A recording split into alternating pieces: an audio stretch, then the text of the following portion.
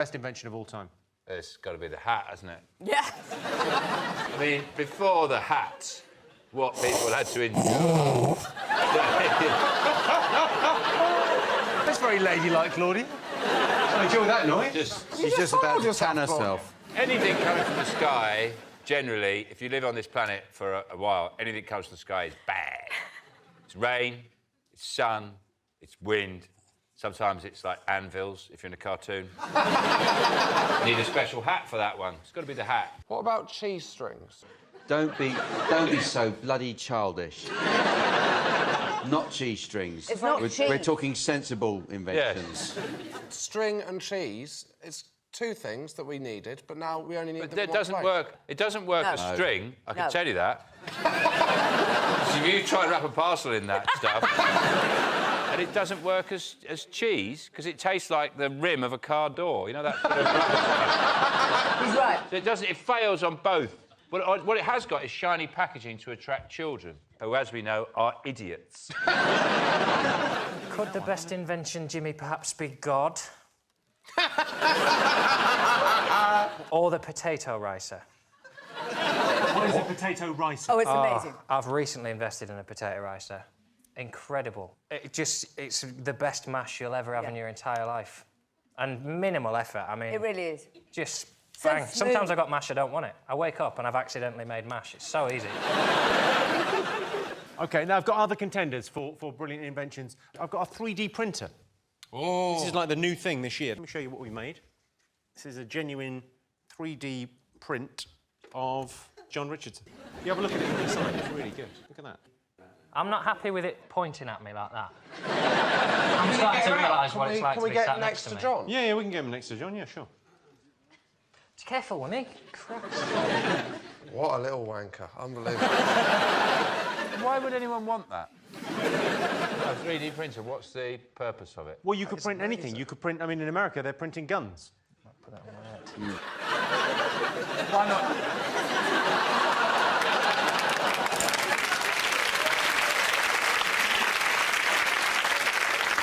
It's like a really shit wedding cake. The sad thing about that wedding cake is it's just John on his own, isn't it? OK, you aware of a onesie? Yeah. OK, there's now a twinsy, which is like a onesie for sort of two people. That's John, disgusting. Josh, I'll pop that on. It's a twinsy. That's a onesie for people with personal space issues. While you put that on, Trevor, you don't like the weather here? You say it like I don't like the weather, like you like the weather, like everybody likes the weather. I've got something for you. I've got you a full body umbrella. Try that out for size. Oh, yeah, that's very... What's in there, fella? You can put it up, don't panic. It looks like a see-through Ku Klux Klan outfit. This is fantastic. No, Your way, go. Nobody's going to buy this. That's like a three-legged race. What is fine. that? It's a You can't even onesie. have sex in it. This is the most intense experience I've ever had. Is this sex? Put up, John. I don't know if it is. Put up. I don't know if it is sex, but I am going to count it to my tally if it is.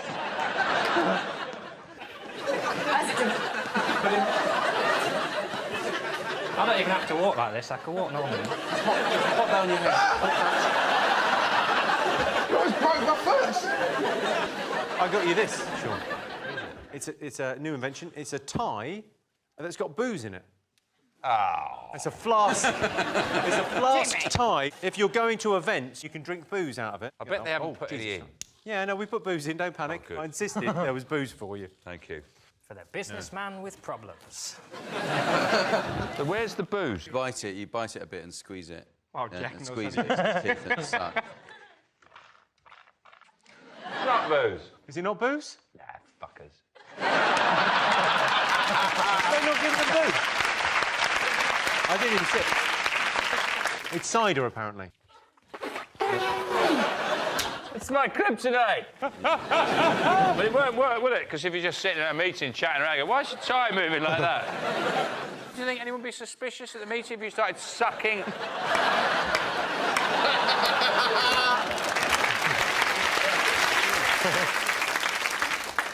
Jack, I've got this for you. This is an invention. This is apparently to help you learn how to smile better. What it is it's a gym for the mouth. So what you do is you just pop that in your mouth. Oh. And then you can exercise your mouth so that you're better able to smile. And it also works as a diaphragm as well for women. So you put the whole thing in and then you can exercise. That is not what this is for. It is what this is for. Are you sure? No, it's the not. fur hasn't fallen off.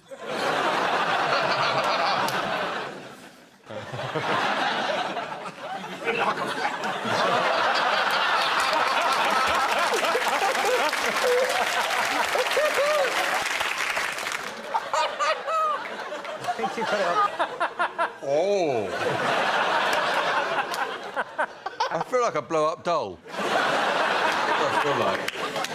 Oh, well, thanks anyway. Do you try and avoid contact with your neighbours, yes or no? Do you get on with your neighbours, Rob? I try and get on with them, but I think they avoid me, to be honest with you. I like a chat, and sometimes they just want to shoot straight off. But I panic if I see my neighbours outside of, like, the house, like, near the house environment. When you see them in the high street, I just get panicked because it's a new situation. There's no small talk to go like, oh, the bins ain't been done. Do you know what I mean? There's nothing... Like, you're in the high street, it's like, oh... And, like, the worst part is when you see someone, they see you, and then they try and avoid me. I'm like, no, you're the dickhead. I think it's because I talk a lot. Sean, do you... Their shed, yeah. Try to keep a very low profile. I'm very, you know, amenable to a bit of neighbourly... I mean, I don't like go too far. I don't want car keys in a bowl or anything like that, but... what I do, I find a very good way to catch your neighbours out, is I paint myself like a gnome. And when they just relax, I break out of character. And I go, oh, about the recycling. Lorraine, do you avoid your neighbours? No, not really. Because I live in Scotland and down here, I find it quite different. Up there, everybody talks to everybody. And down here, people are more reserved. In London, certainly, they're more reserved, and you don't really see them very often. And Reserved is a very nice way to put it, I think. So reserved, they will tell you to fuck off to your face. And everybody does that horrible thing, you know, when you're in the lift, as you were saying about you don't know what to say. Yeah. And everybody sort of never knows what to say, and they're looking at their feet and sort of looking at one another, and it's all a bit sort of awkward. You know why they're doing that is because there's nothing to say in a lift. But you have to try and think of something. You don't, because what you do is you go, oh, we're in a lift, aren't we? You know, an interesting fact, we're higher up than we were when I started this conversation. Freddie, do you have neighbours? Yeah, I lived down south for a while, which was a bit different. It's like people don't talk to people down south. You walk down the high street and you say, morning. It's like, fucking northerner, who's going to mug me? Move back north, which is lovely. You take your bin out, you have a chat with a neighbour as you do it. It's just common decency. I grew up on Dartmoor. So essentially this question is, do you ever talk to that sheep? And the answer is? No, just kiss. One of my neighbours came round once, and this is the other reason. There you go, that's the end of that story. They can hear me, because you know rooms have got vents in. My shower's got a vent that leads right outside. They can hear the voices I'm doing around my house. And I was walking along the corridor. I like to pick a song and sing it in a regional accent. That's what I get up to. Can you give me an example of this, John? Give us an example. Yeah, you give me a song, you give me a regional accent. MC Hammer, you can't touch this. In what accent? Pick one of the ones that I'm allowed to do on telly. Oh, they're different ones for home, are there? a Jamaican patois. You can't touch this! It's a fun game to play until the door goes and you think, oh, there are other people in the world. And the door went, it was one of my neighbours, and he went, oh, do you live here? And I thought, well, I'm not a confident burglar, am I? So, and I was embarrassed, and then he went, my rabbit's got under the fence. And he was a grown man, so I ended up winning that one. Grown man with a rabbit, what are you doing, mate? Do you get on with your neighbours? Well, you sort of have to have a relationship with your neighbours now, don't you? Because I get pissed and order stuff on the internet, and then I'm not there when it gets delivered. There was a day when I ordered 10 kilograms of fish food, some extra wide razor blades, and a mannequin's head. You can't really just pick that up and go, all right, Neil, can you give me them parcels there, mate? was out. What kind of pissed were you? Pissed when you think, I need to deal with this shit. So I've had enough. There was some fish in my garden that I didn't know about. I'm going to feed the fish and then kill myself. Well, the razor blades were for a wallpaper stripper, an extra wide one, and the mannequin's head is because I had a hat and I didn't know where to put it.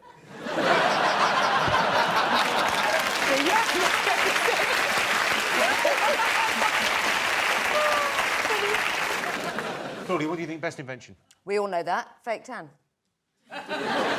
Hands down, full stop. Come on. Do you not agree? Do you use fake tan? All the time. Look at me. I'm bright orange, I hope.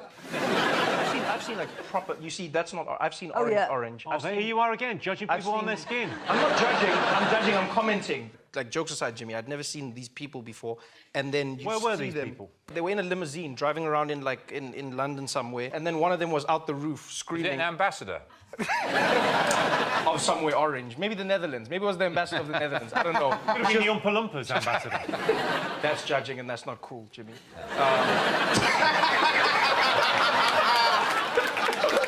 I want to look, let's just be clear, like I've soiled myself. Like I've had a terrible, like that, and then I've just gone like that. That's... boom! It's achievable. You want to look like you smothered your face in excrement. I want to look like... It's just like, oh, I've held the baby. Oh, it's everywhere, it's everywhere. I'll just put it on my face and my neck. Ready! This week, a man was jailed after forgetting to book his wedding venue and phoning in a hoax bomb threat to try and cover it up. It's a brilliant story. So we asked our studio audience, have you ever lied to get out of an awkward situation, yes or no? I love that story. It's a great story, isn't it? It's You must have incredible. had- Did you have that on the news? We didn't have it on the news, but it was a fantastic story. We should have had it on the news. But I thought it was a bit harsh. What, that you got prison time But he for got that? prison time because I thought, well, I understand that. I would have done that. Not a bomb hoax, though. You say that's OK to do bomb hoaxes because you've messed up. I think it's quite right.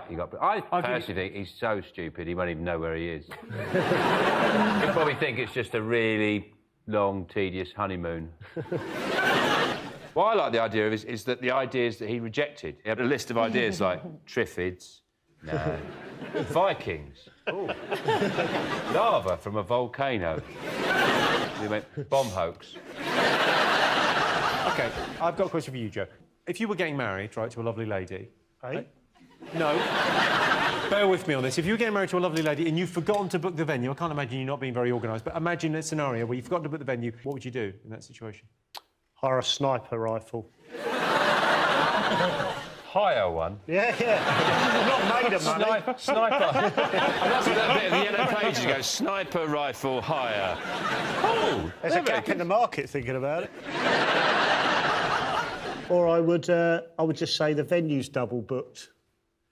That would have been a better idea, wouldn't it? The venue's fucked up, they're double booked. Yeah. Just don't ask them. If you love me, you'll trust me.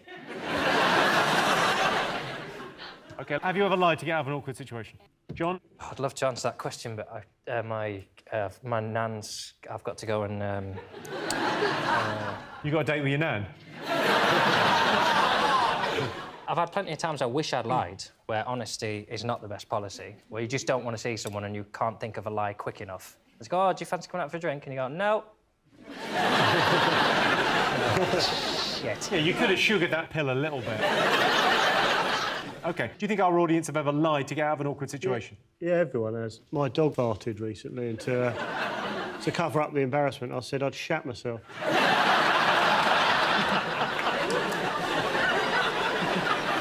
OK, so let's get some answers on this. So, yes or no? Yes. Yes. OK, I can tell you the answer is yes. 93% of our studio audience have lied to get out of an awkward situation. Things get out of hand so quickly. I once heard of a girl who lied to her husband about how she got pregnant, and now there's an entire religion.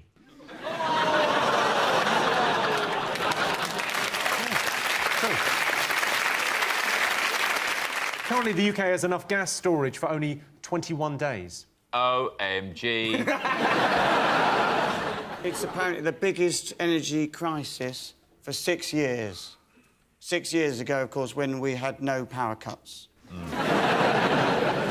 They were tough times, though, those 6 years. It's the highest risk of a problem since a time when there were no problems.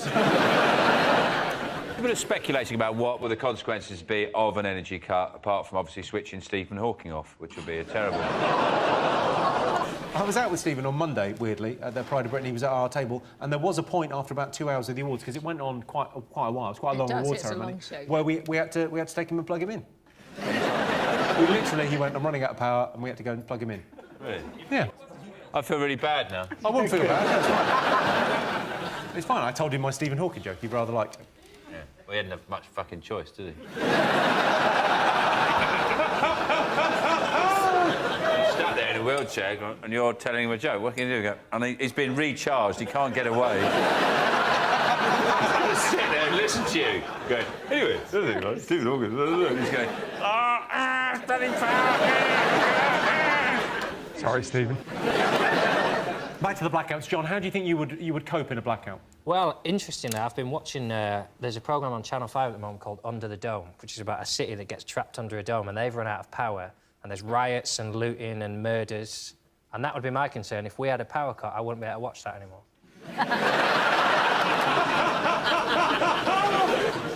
Are you worried about the blackout, Richard? No, I'm not worried about the blackout, but I have noticed they are advising us to put together survival kits, emergency kits. What's in your survival kit? I don't know, I haven't built it yet, but I'm going to spend all weekend doing it at the end of this week, because I love survival kits. It's my favourite thing. I think I'm the only one old enough to remember all the blackouts and power cuts in the 70s. Also, when they introduced electricity, that must have been a thrill. So what was it like? So in the 70s, of course, we had... in the 70s, you had... Well, we had paraffin lamps and you had boxes of candles. No, I remember that. The thing is, these days would be much better because candles are more varied, much better scents. In the 70s, it was just white candles, whereas now you've got cinnamon candles, various oils. Everyone would be much more chilled out. I think everyone would immediately have a bath, wouldn't they? Well, you can't, because the water won't be hot. Oh, damn it. Well, if there's no hot water, you just boil the kettle, don't you? Yeah. You can't, because the power cut. We just watch some telly until it comes back on. You can't, because you can't watch the telly. Put a DVD on. OK, so... here's a fun fact. In 2008, a 2-day power cut in Holland led to a 44% increase in the birth rate. Now, that's because you like to keep warm, you see. You go to bed and keep warm. That's because she can't get away. It's dark, isn't it?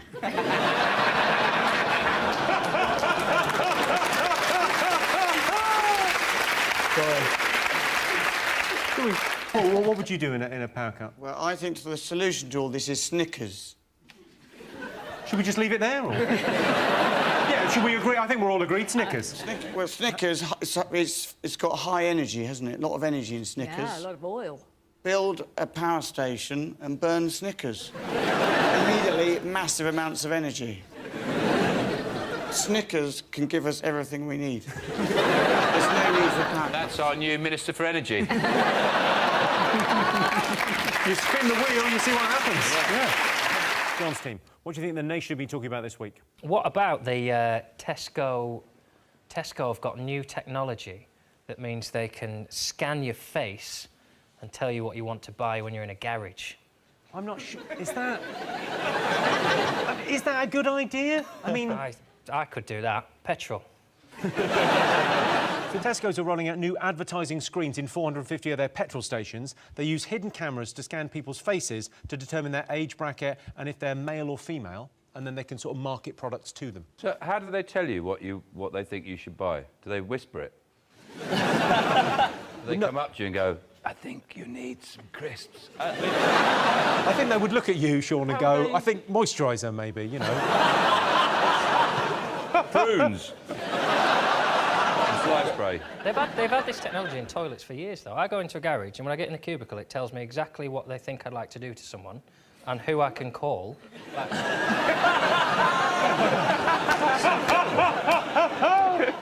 Alex, you used to work for Tesco's. Yeah. Is this a good idea? I was a heartthrob on the tills back in the day. Heartthrob on the tills? Yeah, of course you were. where you were just on the main tills? Yeah, I was on the tills. I mean, I'm crap at shelf stacking, so... tills is the only place they were going to put me. Imagine the till might be a bit hit and miss as well. But I think I was the reason why they brought in self-scanning. The long game of it is to improve shopping experiences around the supermarket, and I don't think it's going to make much difference. If they want to make shopping better, I just think it's simple. Just make a shopping trolley that adults can sit in. Who's going to push you around now? I'll just ask someone. I'll just sit there until someone pushes me around. Or you could get a baguette. And punt around the supermarket. A couple of them. Yeah. Well, let's have a look and see if it's up there. Sean, what else has the nation been talking about? Alex Ferguson has written a book. He's basically got a few things off his chest about various players. Did you think it was controversial? I think people were sort of having a go at him, saying, oh, why is he washing his dirty laundry in public? But imagine managing footballers for that many years. We all know what monumental tossers they are. Imagine just having to manage 22, 25 of those for 26 years. I can't believe he just hasn't just shot himself one day. I can't believe you can get those guys on a bus. It must be like trying to herd cats. Yeah. We have to be there by 2. Honestly, there's a kick and there's a whistle. I thought what was interesting is the cover. His nose isn't red. It's the one photograph where his nose isn't red. You've got a picture of him? Here's a picture. There he is. Yeah, look at his nose. It's brilliant. That's his home nose. That's what he wears to the United home games. Someone should have told him to hold it a bit higher. That looks like his penis is a tiny little Alex Ferguson. He called his My Autobiography, which isn't... It's quite a lazy title. The only way it could have been shitter if it was just called Book.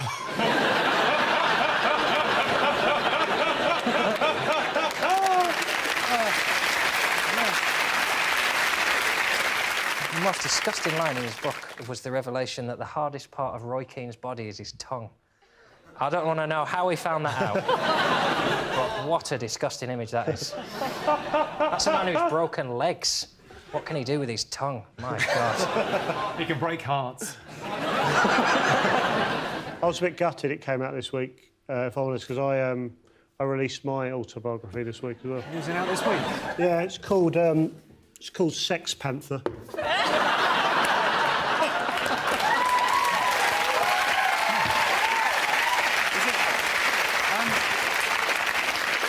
To be honest with you, it's mainly about panthers.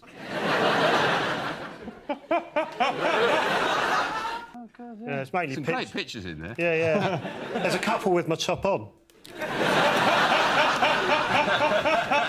Can't find them. Morrissey's got one out as well. Morrissey's got one out. Yep. Yeah. I like to read them in tandem. I read a line of Fergie's, then a line of Morrissey's. So he goes, I wept for days when I realised my bicycle would one day rust. Rooney is an arsehole. OK, let's have a look and see if Alex Ferguson's up there. Yes, Alex Ferguson's autobiography was released this week. In the book, Ferguson is scathing about David Beckham, Roy Keane and Wayne Rooney. If that lot ever learn to read, they'll be livid. Best way to save money? An ISA.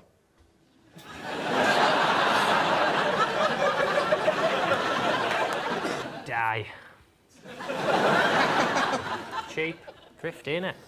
Low overheads. Or, another money-saving tip, always fill up at a supermarket just off the motorway, never at a service station. Cook a big dinner and freeze half of it, and never enter relationships or have any friends. Is that the answer?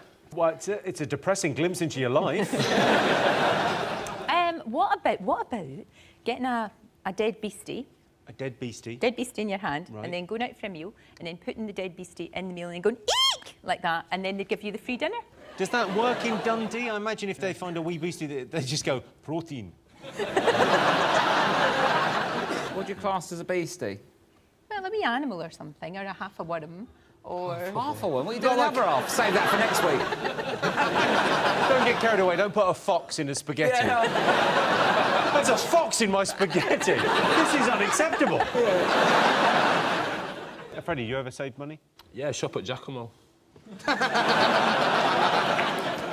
Giacomo, for those of you that don't know, is a clothing brand for giants. Do you do clothes for regular-sized people? Well, it depends how you look at it. I am classed as a medium within Giacomo. You're a medium. And it goes up to Who are 5. they making clothes for? John, Freddie, could you just stand up just so we get an idea of for a second? Let's make me look like a dick again. No, I don't think you're. Freddie, if you could just stand up, Because that's wee man. John is a reasonable. Now, I reckon the phone and toilet. OK, best way to save money. You might be tempted sometimes to think that an £8 haircut is probably worth the saving. But as someone who's had one... They've shaved a little bit off there, haven't they? Yeah. There's too much of me, I think that's what he thought. Too big you are. I'll try and trim you down at the side so you're not so intimidating for people. You did get in that £8 a free pom-pom on the top. Well, that putting your big shop through as loose onions in a self-service. Old trolley, £3.81. I don't understand that. Basically, self-service, put it all through and just pretend it's onions. You pretend it's onions. What, you actually trick yourself into thinking it's onions? I think it's onions. Don't let them know what you're doing. Press onions on the thing, weigh it. Before you know it, you've got a fucking trolley full of onions, mate. It's into a food.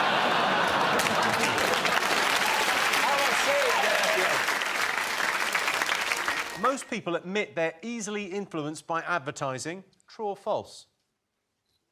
Hey? Well, I just asked. Most people admit they're easily influenced by advertising. True or false? What do you think? I haven't had cider for a while. The reason I don't drink it... it affects me. See? See what you've done to him? Look, he's crashed now. It affects it's okay, Sean. me. Tiniest amount affects... Gemma! Advertising. How would you know? Because you are naturally drawn to things. If you keep saying something over and over again... You definitely are, but I think people would like to think that they're stronger than that, which, of course, we're not. Have you bought anything recently just on the basis of I an only advert? buy stuff because of adverts. Where were you when you saw the advert for introducing new shitface? OK, let's take a look at this ad. This stars Jean-Claude Van Damme. It got a lot of attention recently. I'm in. See what you think. Is that an ad for fake tan? Because you see my point. I'm in. That was an ad for lorries, because lorry drivers naturally like a man that can do the splits. It's also educational for sometimes you're driving along the motorway and Jean-Claude Van Damme jumps on your roof and you think, how am I going to get rid of him? And you think, oh, I'll just drift away from the car next to me. Not going to work. Not going to work. Do you think you're influenced, John? Do you buy stuff based on ads? I'm not.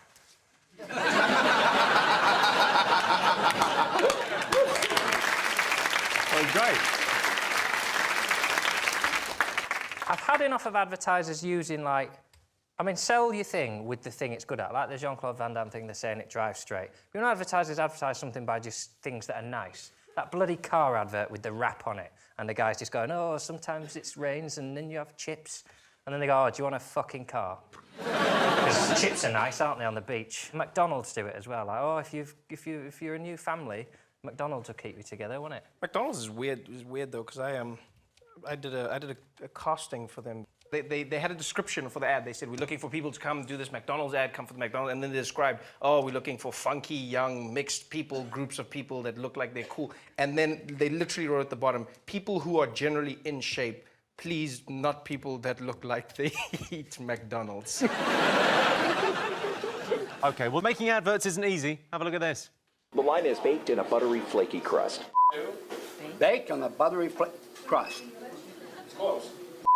Baked on a buttery, crispy crust. Flaky. I like flaky again. Baked on a buttery, crispy crust. That cool? Flaky. I thought so. Okay. Baked in a buttery, flaky crust. Did I screw up again? Yes, you did. I did? That. Baked in a baked... Oh.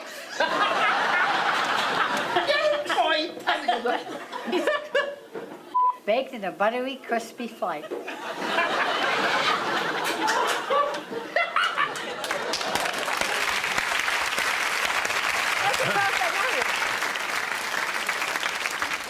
And the winner is the name of our final round. Here is your first one. Top thing people wish they were better at.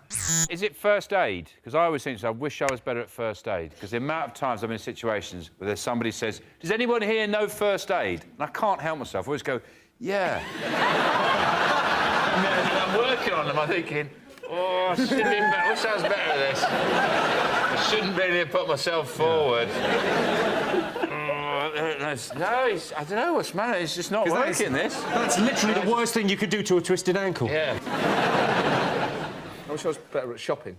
You wish you were better at shopping? Yeah, because what happens is I think, all right, I'm going to... On the Monday, I think I'll go to the supermarket, I'll get myself some chicken and some veg and some fruit, and I'll look after myself, and then I get into the supermarket and I go, lasagna sandwiches are on offer.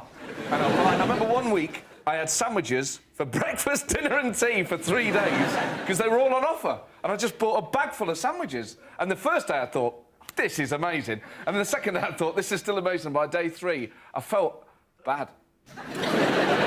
Richard, what do you wish you were better at? I don't know, but people will have said driving on that list. They will. Driving's not in the top 10. Driving is like sex. I think people think they're good at it. Well, sex is going to be on there, obviously. It's not. You've got the wrong list. What? You've just got the wrong piece of paper. Top thing people wish they were better at. You have got the... Well, what else is there to be good at? Well, number 2 is saving money. Number 3 is making conversation. Gravy. Who gives a shit about Gravy? making conversation? What do you mean, gravy? Wish I was better at gravy. I'm good at a roast, I'm shit at gravy. But the gravy's the best bit of a roast. I know, mate! So I wish if I was good at gravy and shit at parsnips, nobody would know, would they?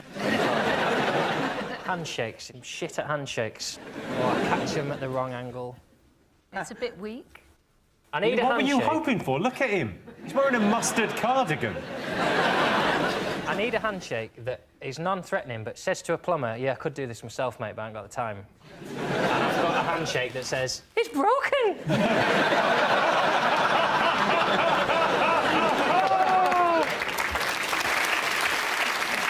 OK, it would help you if you went travelling, if you went to another country? Foreign languages. That's the right answer. John got it.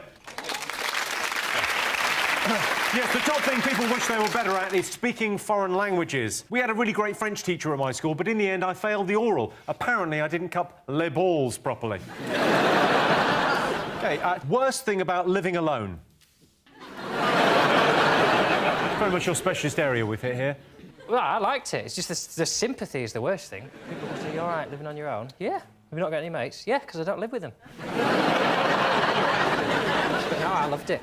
I loved living on my own. What was the best thing about living on your own? Oh, just all of it. Nothing moved. Just, you know, think I'm going to stay up all night. Doesn't matter. No one's going to wake me up. No one's going to come round. Actually, it was tragic. I've just remembered what it was like, and now you ask the question, it's the constant crushing loneliness, the fear it's never going to end and you're going to die on your own.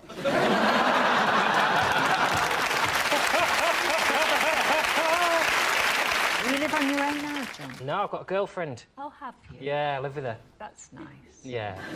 Carol, do you live on your own? Do you have someone to look in on you in the winter? I think the worst thing must be living on your own is like pulling a cracker, something like that. Well, I imagine looking at a bottle of vinegar and thinking, that'll probably last longer than me.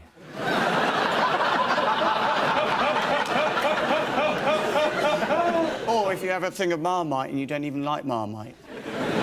Just a Marmite and you hate it every day you get out and think, well, I hate Marmite, I'm not going to eat that.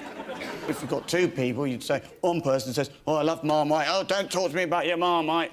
You and your Marmite, you can eat that on your own. If you're on your own, it's just you with the Marmite. Yeah. Just saying, oh, God, I've got the Marmite, don't like it. Yeah. There's no one to argue with. Yeah, yeah. In the end, you acquire a taste for it. Mm. That's why I like Marmite now.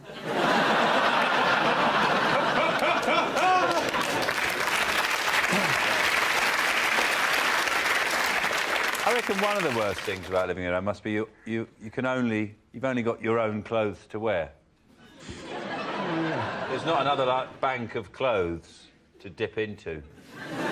Yeah, and situation arises that you'd need to. If you're like wearing women's clothes in the day, you can't say, look. Whoa, I didn't mean that.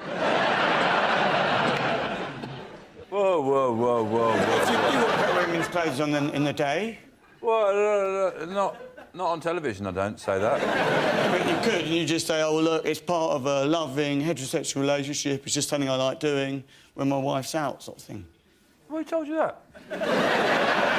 You know, it's fairly obvious.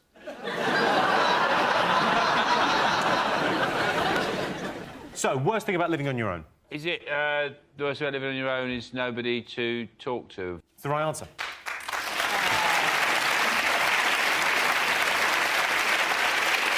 Yes, the worst thing about living alone is having no one to talk to. There's an old man who lives alone next door to me. Still, he's just bought himself a new dog for company. I think he's called it Help, because I keep on hearing him calling it. Help! Help! Help! Don't worry, though. I think the dog's come back, because I haven't heard him shouting anything in ages. So this is allocated seating on Ryanair. I mean, should you expect good service on one of these low-cost airlines? I'm glad they're doing allocated seating on Ryanair, because when I travel on my own, what I like to do is I look at the queue and I try and spot someone I think it would be quite nice to sit next to. And then I follow them down the queue, and as they're checking in, I jump in and go, I'd like to sit next to him, please. And then we chat for the whole flight. It's brilliant. A lot of people say you meet weirdos on planes, but I've never met one. I've got some quotes here from O'Leary, who's extraordinary at giving quotes. On charging people to use the toilet, he said, I would wipe their bums for a £5. That's good value, that. Yeah, probably. On overweight passengers, this is nice, he said, nobody wants to sit beside a really fat bastard. The thing is, normally, fat people, quite bubbly. Worst thing to do when you're drunk? I once tried to eat everything in my pencil case. Chris, you're from the north. Worst thing to do when you're drunk? Like your specialist area. Text while driving.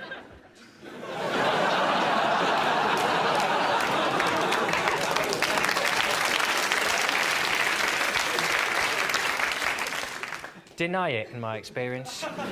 Pretending you're not drunk when you're clearly pissed. It's horrendous.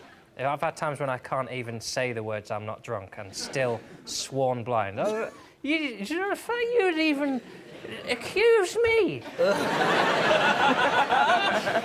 You get quite a lot older when you're drunk, don't you? It's a Slightly Irish. Slightly Irish.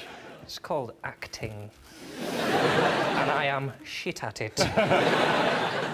Roisin, what's the worst thing you've done when you're drunk? What do you think? I always get drunk before I go on holiday. So I've gone on holiday once with one leg shaved and fake tanned and the other one completely white, and I had to do 3 days on holiday like that. I've gone on holiday with one shoe and a bra. That's on your feet?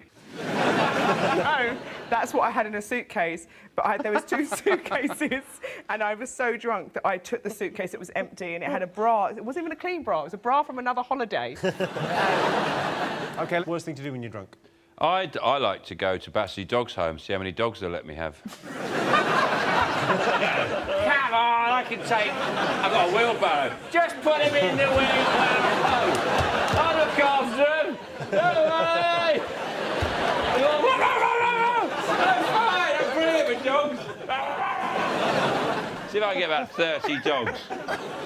Because they won't let you take them if they think you're really pissed. They are weird. If you like get that. into the cages and lie down with them. What do you think, Alice? What have you done? Send Snapchats to your female friends. So many of them don't talk to me anymore.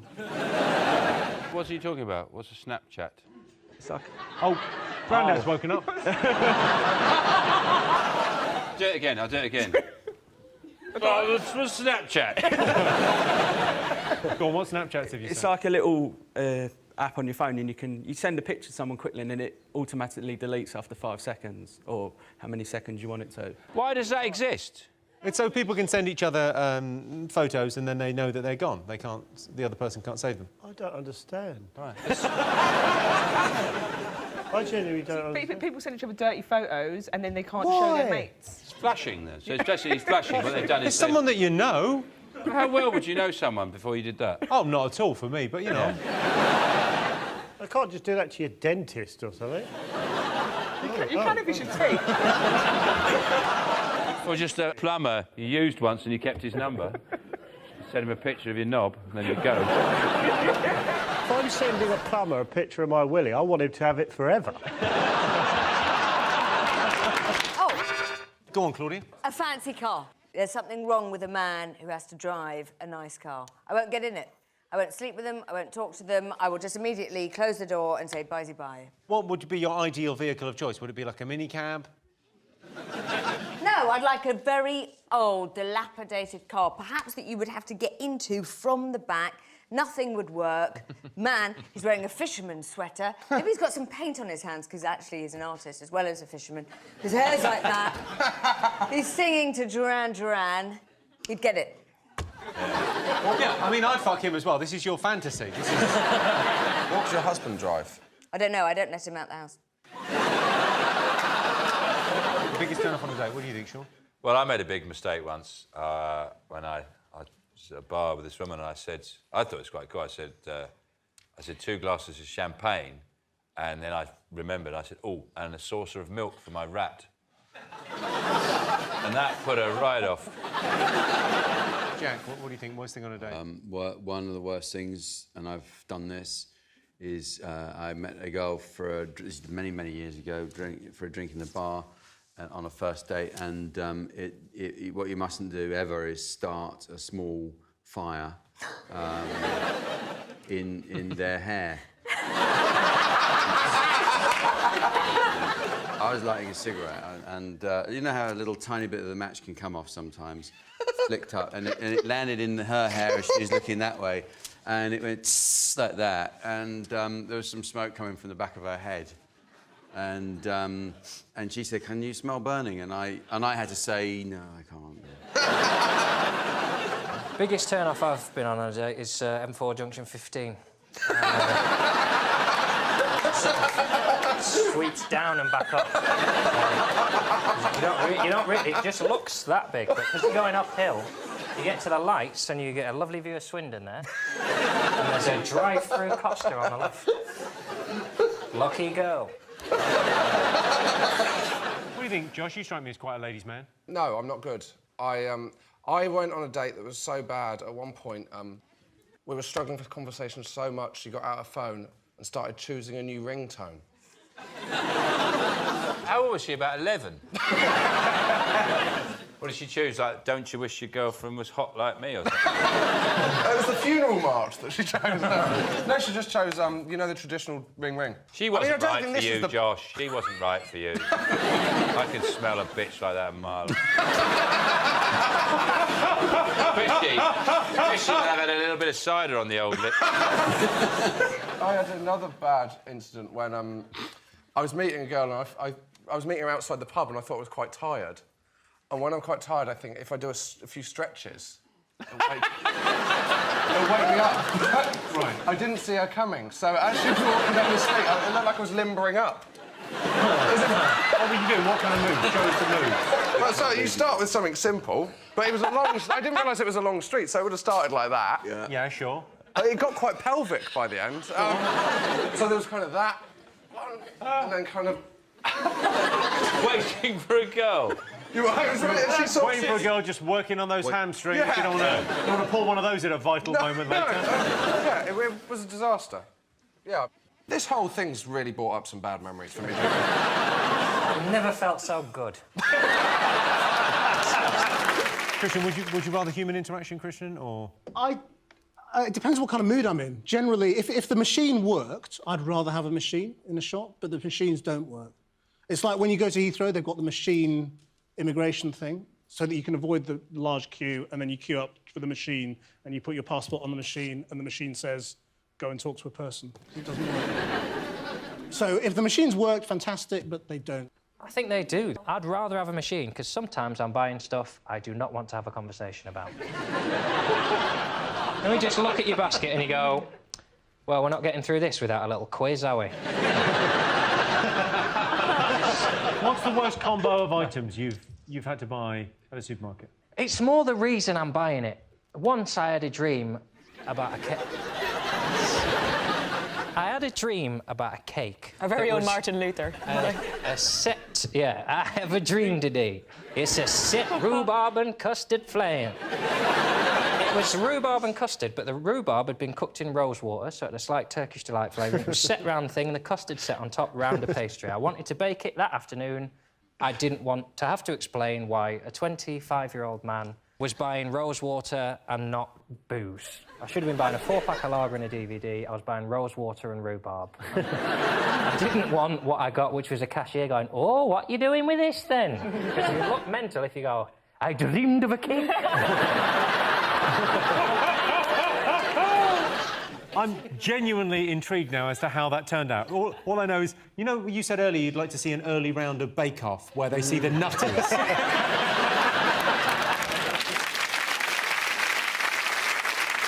OK, so let's get some answers on this. We asked our studio audience, would you rather be served by a machine or a human being? What do you think they said? What would you go for? I'd say machine. Human being. OK, I can tell you the answer is 70% of our studio audience would rather be served by a human being. Point in the bag. John's team, what do you think scares people? My attempts at being intimate. Oh, don't put yourself down. I'm not going to put myself down, but I'm just going to tranquilise myself. Your attempts at being intimate? Well, if I'm sexy with people, they find it frightening.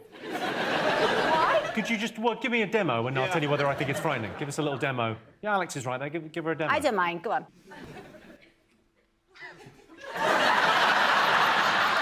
It's the tongue, innit? It's the tongue. I've got too powerful a tongue. I was born with it. What am I going to do? But I don't think it is me. What are you scared of? I'm not Well, see, I say this with trepidation. What are you scared of? Ghosts. You're scared of ghosts? Because last time you were on the show, you spoke about ghosts, because you've seen a ghost. Yes. Have you seen anything since you were last on the show? No, but I have seen 3. So don't play it down. I mean, there's 3. You've seen... Yes, you think you've seen 3. I don't want to be one of these people who sees ghosts. No, and there's medication you can take to stop... But if you forget to take it, you will see them. That's... Yeah. Has anyone else seen ghosts? Have you seen it? You believe in the paranormal? I haven't seen ghosts, but I'm kind of scared of ghosts. Yeah, because I'm just scared. Well, you are little. But no, I got something about when I was younger. You know what? Let me cut the story short. I'm just scared. I think there's a happy medium between a really long story that goes on too long. I mean, really, that's just a bullet point there, I feel, too. Give us a bit more. When you were young... That's it. There's no story. I'm just scared of ghosts. Yeah. Like, actually, not every ghost. Casper was all right. Yeah, Casper was a friendly ghost. Are you scared of ghosts, Catherine? Absolutely not. And I promise you, ghosts are more afraid of you than you are of them. They're more scared of you than you are of them. I think that's spiders, isn't it? Oh, spider ghost, spider ghost, spider ghost. Yeah. Do you know, Naomi Watts said that the ghost of Princess Diana visited her and gave her permission to make the film Diana. But I feel like if Diana came back, she'd be straight into Kate Middleton, like, fill your knickers with jewels and run.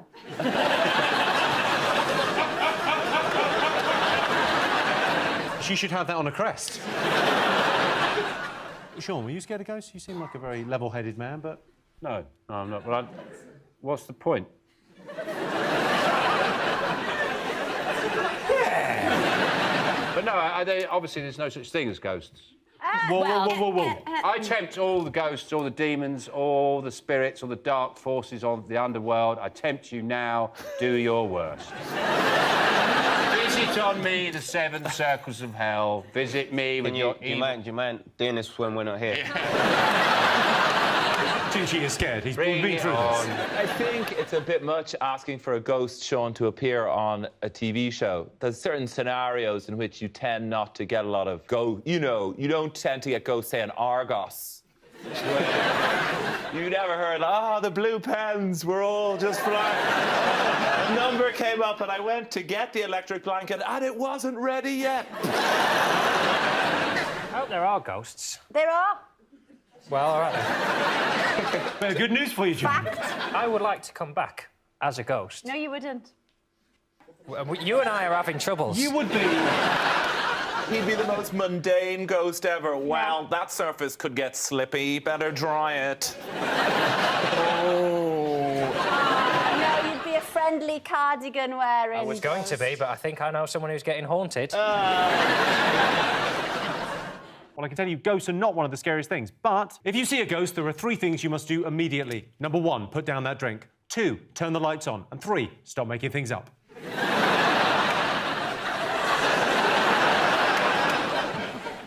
What? No! Most people find driving a stressful experience. True or false? False. It's not stressful. I'm usually drunk anyway. Is that why you crashed that car? Is that why you crashed? That was on purpose. Why did that crash? What happened? Tyre blew. Tyre went bang at 320 mile an hour. And Why would that happen? Why would a tyre go up? it was bad luck. It wasn't a plot to kill you.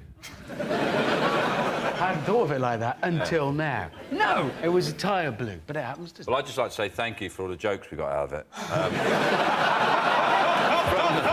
why I did it. I've actually never met someone who's a text joke before. What, was I a text joke? Oh, yeah, there's loads of them going around. I suppose that's one of the terrible things, is you sort of missed that. You missed that, yeah. 7 years Didn't anyone ago. send them to you? Well, no, I couldn't see, could I, you pillock? There was some crackers going round. My favourite one was the reason they call you the hamster is after the crash, your nuts were in your cheeks.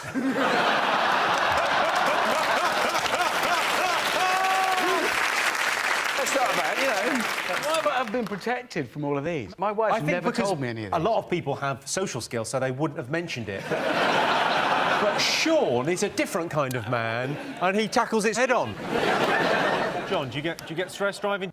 I do, yeah. You're supposed to get stressed driving. I had a tyre blowout as well.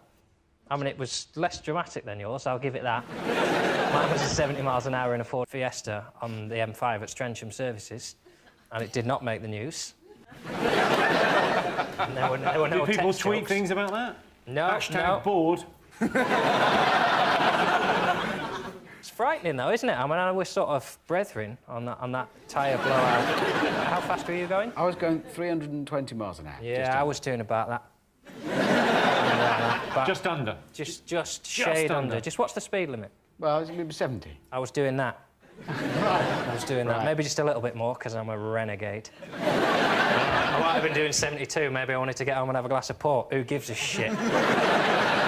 Carol, do you get stressed driving? Do I get stressed? No, I love driving. I love Top Gear. You know I love Top Gear. Shall we look at Carol on Top Gear? We'll have a little look. Now, the Liana. Oh, yes. I just had a great day. I love the Stig. He was so good, and he taught me how to do handbrake turns today. Well, that's not going to make you go very fast. No, it isn't. No, Pulling a admittedly. handbrake on. No. Have you never done one before? No. So did that explain what happened when you were on one of your practice laps? The last one, I was just pushing it a little too far. Who'd like to see what happened on one of the practice laps? Yeah. Here we go. Right, where are we now? Oh, it's the follow through. Oh, a bit wide. Oh, heavens, that's...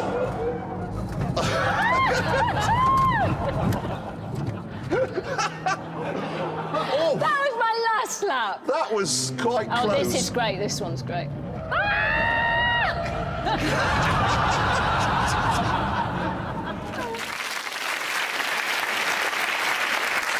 I have to say, I was fastest in the wet by 4 seconds at that time. Fastest in the wet by 4 wet. seconds.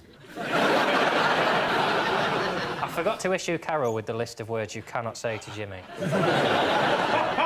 I'm afraid wet is one. You just can't say it. If it's Well, raining, Jeremy you have to say argued, it's and raining. he said it was only mildly moist. Now you're pretty much reading out the list. Oh, it's amazing watching that, though, because you look about the same, but Jeremy has gone from 0 to 60. If you look at Jeremy then, there's Jeremy back then. Look at that, he's a young man. Look at him now. It's like he's been in that pod, you know the film The Fly? And he got in there with a pickled egg. One thing I don't understand is, why does Sting wear a helmet? I don't understand that, 'cause he's quite a good-looking fella. OK, most people find driving a stressful experience. True or false? What are you going to go with, Sean? Well, I'll agree with Richard that it's not false. It's not false. It's not stressful, whatever that is. It's not stressful, false. All right, what are you going to go for? Well, I'm going to go False. true. Oh. I'm going to overrule because I've seen how you drive and it's made me stressful. So I'm going to say true. So I can tell you the answer is false. Yes, only 31% of people find driving a stressful experience. I tell you what stresses me out, those white van drivers. They think they own the bloody road with their flashing blue lights. Calm down, mate, there's an accident up ahead. We've all got to wait. Sean's team, what scares you? Oh, Primark on a Saturday. and the biting and the blood. If you ever want to know what it's like to just have a true nightmare, drink a 2-liter bottle of Coke, just stand in the middle of a Primark. Your heart will be racing, and you'll never be afraid of ghosts again. It'll toughen you up. Don't make go you there, a man. Gigi. Don't go, I 'cause don't think so. They'll take you to the place where they take all the children that have lost their parents. You'll be waiting there for ages. So it's not Primark on a Saturday morning. What else do you think? Is it? People are scared of horror films. People go and see horror films deliberately to get scared. Yeah, well, I like a horror film. Do you like a horror film? Not particularly, no. I can see there's one good reason for horror films is it's an opportunity for intimacy between sort of teenagers, you know, and it's ideal because, you know, if you take someone to see Saw 2, anything you do to them afterwards seems like a treat.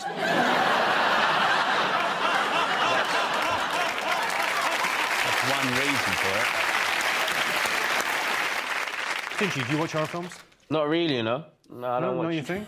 Nah, not my thing. I guess you can work out why I don't watch it. Why don't... No, I'll ask. Why don't you watch horror films? I'm scared. Simple as that, really. No, I don't really watch horror films. If it's on and I'm with people that are watching it, I'll watch it. But, like, I don't want to be scared for. I sometimes admire the plumbing. You know, like they turn on the taps and blood comes out. You go, that's pretty good, isn't it? Or a shower and all blood comes out of the shower, or they've got a blood jacuzzi. Yeah, I think that's quite a lot of plumbing's gone in there. The plumber's gone in there. Do you watch horror films? John? Yeah. Do you? Oh, I love it. No, you don't. Oh, I love it. It's nice to be scared because then when it ends, that's the thing. You're scared and then it ends. You think, oh, well, at least my balls aren't getting electrified. That's not a horror film. But if 8 out of 10 Cats was a horror film, I would be the one stumbling through the woods crying, running away. I've worked out what it would be. Sean would be that you'd be the one I was running away from. I would find your house, think you were the nice guy, but then you turn out to be worse than him. I can't believe he's totally figured this out. And I was chasing you to warn you about Jimmy. That's the reason I was going, Dan! Dan!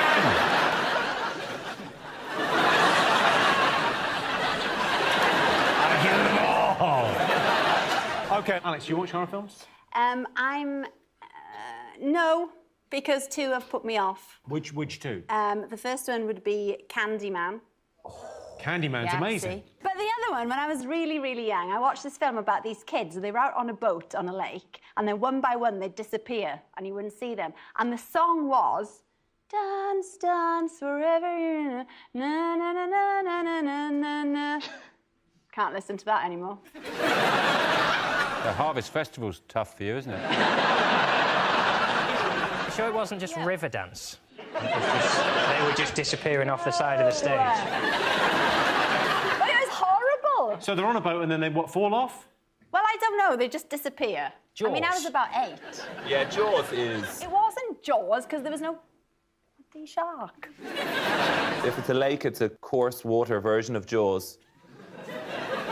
Trout.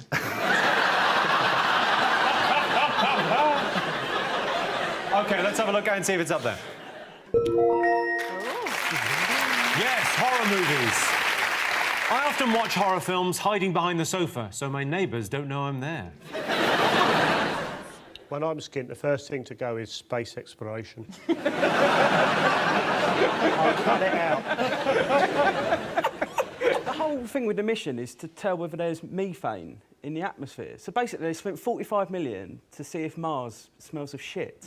I don't understand what's the point of that? I'd like to live there.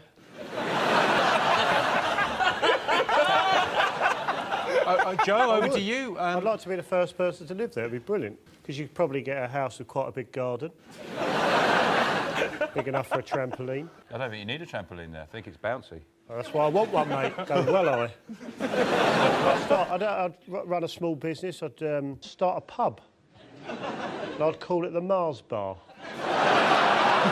It's a proper joke. What else has the nation been talking about this week? Badgers! Badgers! It's a very upbeat response. Ah, They can't kill all the badgers. Well, they don't know how many there are. Badgers have moved the goalposts. This is actually a quote from a government minister when Environment Secretary Owen Paterson was asked if he'd moved the goalposts, because they're now saying they need to kill more badgers. He said the badgers have moved the goalposts. They do, and that's why they must die. That's the kind of thing they do. Richard, what's your problem with We've got badgers? a massive problem with badgers. We have a lot of badgers anyway, and now we've got all these refugee badgers coming in, running away from all Starting these... to sound like Clarkson, mate. No! He was rude about badgers. No, he was rude about badgers. I like badgers, but I only like the ones that we already had, and then all the protesters were blowing whistles and banging saucepans to scare them away. So now they've all come and lived at our place, and that's kind of chucked our home badgers out. And... How can you tell the difference between the new badgers and the old badgers? Well, they've got different accents. Because... I think the cull's a good thing, because they say that there's the equivalent of one dead badger for every 10 yards between Tiverton and Exeter. They always say that, don't they? Yeah, people are always saying that. No, but it's actually quite a useful way of finding your way home. Instead of just sprinkling rose petals as you walk along, just follow the usual method, yes. A trail of dead woodland animals. We gave it to them. That's what I feel sorry for. We caught TB in the Industrial Revolution, gave it to the cows. The cows gave it to the badgers. We killed all the cows that had it. We got rid of it. The badgers were just left with TB. Like, there you go, mate. They went, oh, we've got bloody TB now. And now they're trying to give it back, and we're shooting them all. It's like giving someone a cold and then shooting them, going, don't give me that cold, mate. I'm a supporter of the badgers, and I've actually rescued 2 badgers, because they came round to shoot them, and I had a cottage down there, and I took them in, and I pretended they were slippers. And I would have got away with it, but one of them started coughing. Carol, what do you make of the badger cull? Well, I think it's interesting because obviously TB is supposedly spread by the badgers, and with this cull now, they're all running for the hills and obviously spreading it even more. There is no TB.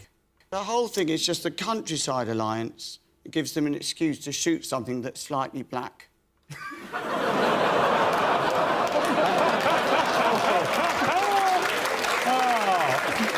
Why? There's no TB. Do you think the reason people are so upset about badgers is because they're like our pandas? So people are feel very, very fondly towards pandas. Do you think people see them badger as it's like a shit panda? They are a bit like pandas, because I love watching 2 of them shag. What, a panda and a badger? Oh, no. 2 badgers having sex, not anything weird. You like watching a couple of badgers? Because there's 2 pandas up in Scotland they're trying to get to have it off. Yeah. So if people like watching pandas having sex, people might also like to watch badgers do it. The badger might help, because the badger could be like a fluffer for the panda. Then the panda comes in and takes over. Sure. Panda just goes, out of the way, sunshine. I'll finish this job. Let's have a look and see if the badger cull is up there. Yes, the badger cull's been extended as they say they haven't killed enough animals. The aim of the cull was to stop the spread of bovine TB and to distract Brian May from making any more music. What do you think people have been talking about this week? I don't really talk to people. Tend to move away when We put 2 girls on your team this week because we thought it would force you to talk to girls. OK. Hey. All right, John. Yeah. Girls. John.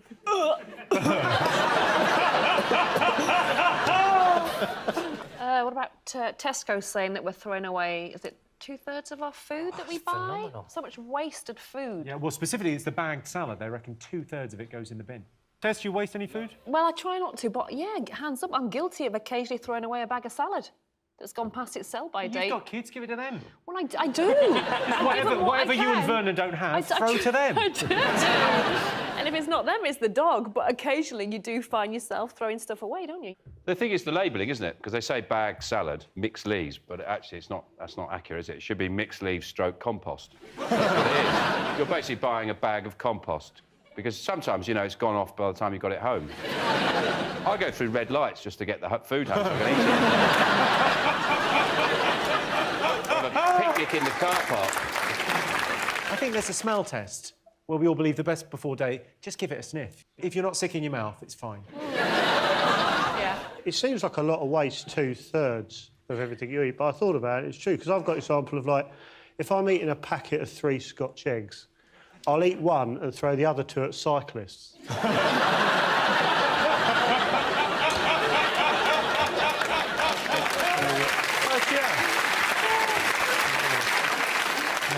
You've really put that in terms everyone can relate to.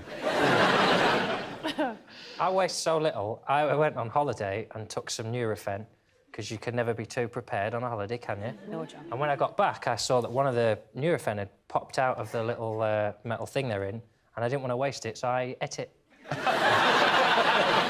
Didn't even have a headache. Just thought, I'm not putting that in the bin. Then I had to get shit-faced just to get the benefit out of it.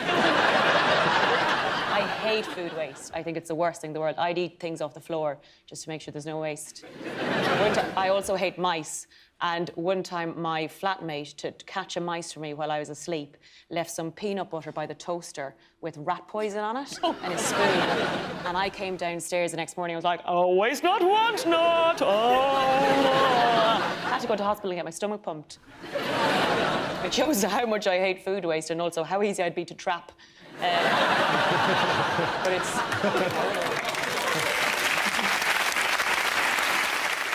Krishnan, do you waste food? I do waste food. I'm really bad. I'm a bit obsessive about the dates. So I'm always the one who looks at the date and it says it runs out on the 23rd, so I can't eat it. Because if it's off, then I might want to be sick or something. So, Krishnan, you've been reading the news and all these stories about, you know, conspiracies too long. It's grand. Years ago, there was a flood in Honduras and a woman was in a tree giving birth to a baby. A helicopter came along and pulled her out of the tree as she gave birth to the baby, and she was put into the helicopter with the umbilical cord still attached, and they both survived. Your bag salad isn't going to kill you.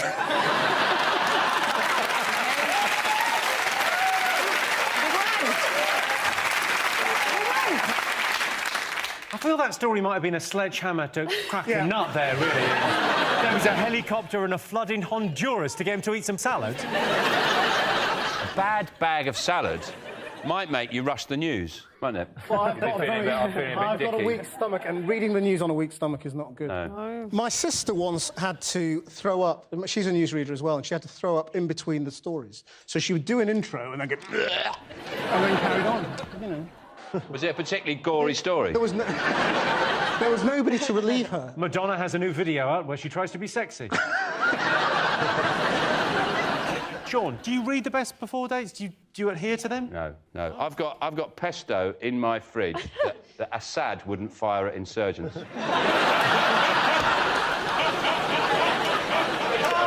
I don't even monkey, so I'm fine. I've got cast iron stomach. Yeah. The problem is we have a generation growing up now who have never seen Ready, Steady, Cook. So they don't know how to make a meal out of a Mars bar, a red pepper and a stock cube. So they open the cupboards and everything's a meal anyway, and they just go, oh, I've got nothing in. Ainsley Harriott would have turned that into a gourmet feast and been delightful company in the meantime.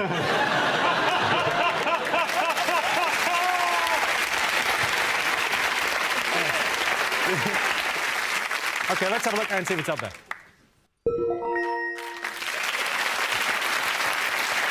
Yes, Tesco has revealed the extent of food wastage in the country. According to the survey, 53% of food in this country goes to waste. The rest goes to hips and bums, right, girls? Do you think facial hair is attractive, yes or no? Call me sexist, but not on women, no. John, you've got sort of the beginnings of facial hair, haven't you? Well, this is just laziness. I just can't be asked to shave all the time. It's just a waste of time, isn't it, shaving? It's fun, though. I grow it because it's fun. I get it just long enough that I can shave it in instalments. And I'd shave that bit first, so I get a little neat beard, and then I crop it under like that, so you get a little wanker beard. And then you leave it. I feel sorry for women that never get to do that. You never get that. Oh, I've done that. Roisin, what do you think? Depends what's going on with the rest of the face. You can't judge. How do you mean, what's going on with the rest of the face? What? Like, asking do you think facial hair is attractive is a bit like saying, do you like teeth? Like, you know... Yes! Yeah, but, you know... I like teeth on a girl. Yeah, but, you know... I can't believe we're even having this discussion. Like, look at Joe. Yeah, I'm dynamite. Do you like it? Do you actually like it? Of course I don't. Who would like this? It's fun, facial hair, and it's warm as well for winter. It's like a cardigan for your face. Chindigan. It's not attractive, though, is it, to answer the question? It's not sexy, is it? OK, what do you think? I'm adamant it's a yes. I think it's very in at the minute. Like, I mean, definitely not that. But, I mean, Jaws, well, no, not that either. But, like, a kind of, like a designer stubble, like what John's going on, I think it's very attractive. Well, you're very kind to say so. Not a problem. Have you grown a beard? Do you want to try one? Do I want to try one? I've brought moustaches. Definitely. Oh, my God. I think that's the one for me.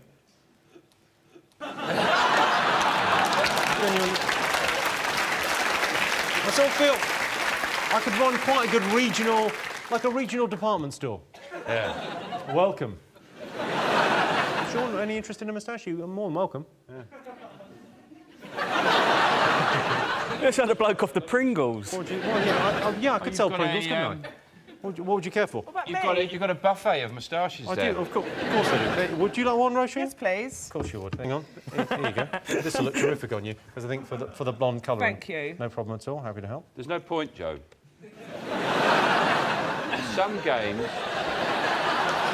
you can't play. I look like a cat.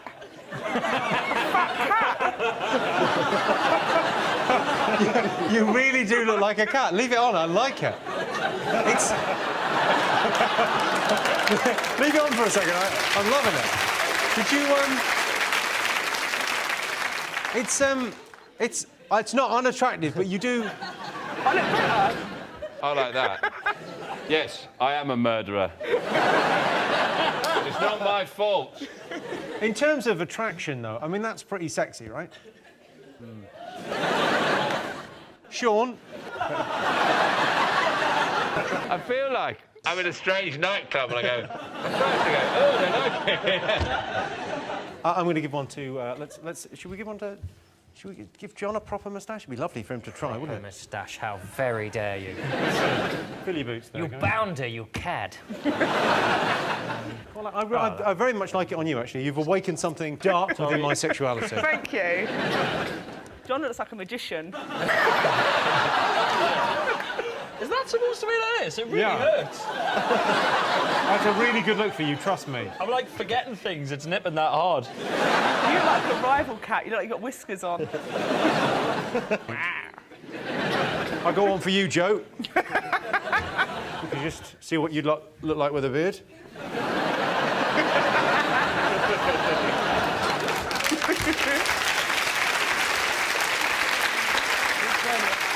OK, let's get some answers on this. So, do you think facial hair is attractive? No, obviously not, no. Sorry.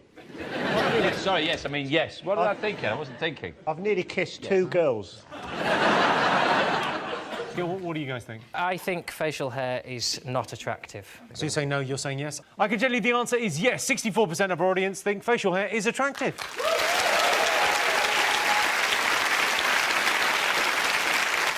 Different beards can mean different things. For example, a Santa Claus-style beard means friendly with kids, whereas a Joe Wilkinson-style beard means too friendly with kids.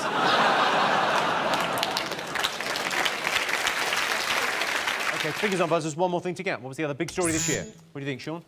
It's the tragic... Thatcher's death is just dreadful. I find it very hard to talk about it without breaking down. And the way I found out was particularly hard because I was actually driving to Yeovil, had a gig in Yeovil, and I didn't have the radio on. And I thought something had happened because a man drove past me the other way, punching the roof of his car. Literally, he's got this going, woohoo! I thought, I'll switch the radio on, and that's how I heard the news. Protesters in Brixton chanted Maggie, Maggie, Maggie, dead, dead, dead, and then rearranged the local cinema, now showing board, to say this. You went to the cinema that night and you're going, well, shall I see Maggie Thatcher's Dead or shall I watch LOL? My favourite thing was the CNN's coverage in America when they showed this picture of Margaret Thatcher. That is the archive picture. They didn't know who the man was. Oh. They went with that picture. What's weirder is I've got the same haircut. Look at him.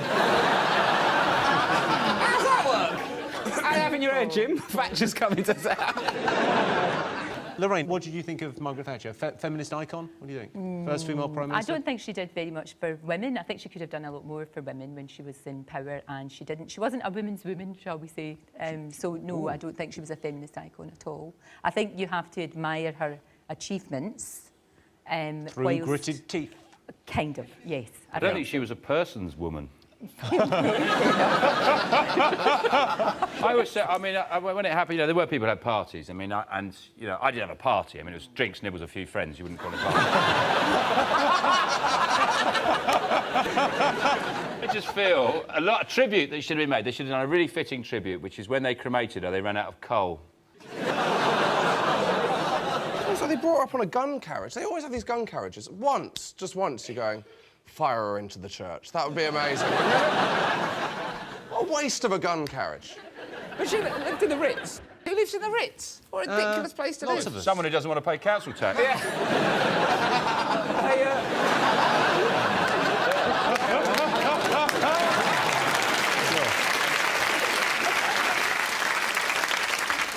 We're still trying to guess the most talked about things this week. Sean's team. The thrilling climax to the Great British Bake Off. Yeah, or as I like to call it, Britain's Got Trifle. Did you watch it, Sean? No.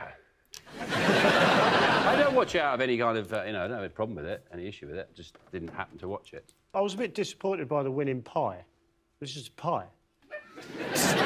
What were you hoping? Well, something a bit special. Like, I don't know, pie with Wi-Fi. Can't do that. Bullshit. There were people who called Ruby, who was in the final, a filthy slag. I mean, to get into the habit of calling cake makers a filthy slag is dangerous, because most of them are in their 70s. I'll swear at a cake, if a cake is really nice, I might go, oh, you dirty bastard. You never shouted at a baker before? No, I don't think so. Just going, yeah. I don't watch it an awful lot, but I do see Mary Berry a lot because she lives very close to me, so I bump into her in the local supermarket, which is brilliant because I get to look in a trolley in a basket. Is she buying Mr. Kipling? I bet she is. No, but interestingly enough, we've got a local frozen food shop. Allegedly, she goes in and buys a pre-cooked brownie tray bake. That filthy slag! I feel like I'm at a bus stop in Buckinghamshire. You see her, she thinks she saw that, she buys pre-made. Krishnan, did you partake? Well, it's a bit like Breaking Bad, the Great Bake Off. The idea of it is a bit ludicrous and you wouldn't want to watch it, but then if you catch it, it's amazing. And you learn a lot, and it's quite addictive. I would rather see the kind of shit bakers. You know, like, at the start of X Factor when they show the really deluded The crazy ones that can't really do it. I want to see the guy that baked a pie with, like, a lever arch file in it, or like, decorate a cake with his own hair. That's what I want to see. And it lashes out when he doesn't get through. What you're saying is you want to be on the show? Yeah, I love it. OK, let's have a look and see if it's up there. Yes, the #1 story. Yes, the Great British Bake Off was the most talked about thing this week. Bake Off's not been a great success in America, of course, over there. It's a dieting show. Last week, an 80-year-old Russian man survived a fight with a bear. True story. He bravely kicked and headbutted the bear before the bear threw him off a cliff. He survived, but a bear basically came at him and he fought him off. So we asked our studio audience, do you consider yourselves brave? Yes or no? I was really hoping you had a clip. I'm not dismissing the bravery of a man, but it sounds to me like he survived because he got thrown off a cliff. I'm going to speculate, had the fight continued, he would have got the shit kicked out. He was an 80-year-old Russian shepherd. He was approached by a bear in a raspberry field. So this is true. This is a nursery rhyme. This week, approached by a bear in a raspberry field. He showered him with kicks and headbutts. Reporters say he managed to knock the bear off balance before it threw him off a cliff. He was hospitalised with bruises, bite wounds and 4 broken ribs. Wow. Discharged within a few days, and it's not known how the bear is. I just love it how we're sitting slagging a man off who fought a bear. We're like, ah. We're sitting in London in a warm studio. He fought a fucking bear. Yeah, in a raspberry field. Get over it. What's a shepherd doing in a raspberry field? How mobile are these raspberries?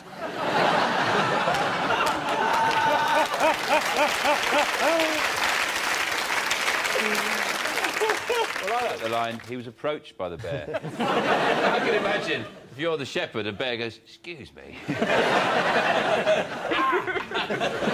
thing is, to be fair, we've only got the shepherd's version of this story. I'd like to hear the bear's version. In bear news, a bear was sexually assaulted today by a mad Russian. Joe, if you got attacked by a bear, what would your strategy be? What would you do? Work the body.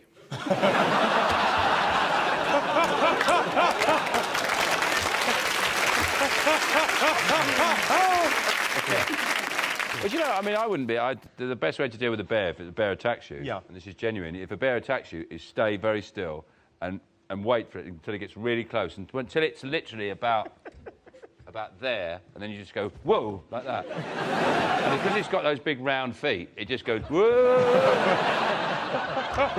They can't adjust. They've got no balls on their feet. So you just go, whoa, like that, and it just throws them. And then and sometimes I've been attacked by loads of bears, and they're just literally going, whoa, and they're all behind me in a big pile.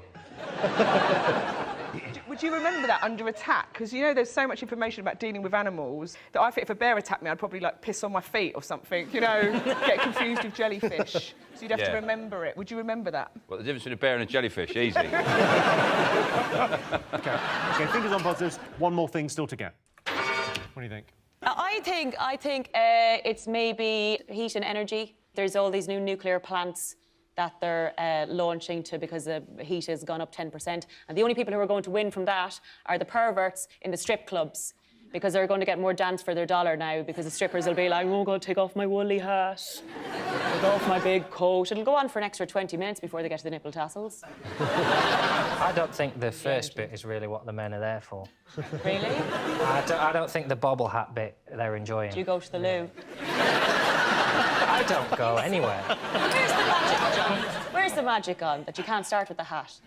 I love your idea of a strip club where the girl comes in with a hat and a coat. Everyone here? Right, I'll get myself ready. Right, back to nuclear power. John.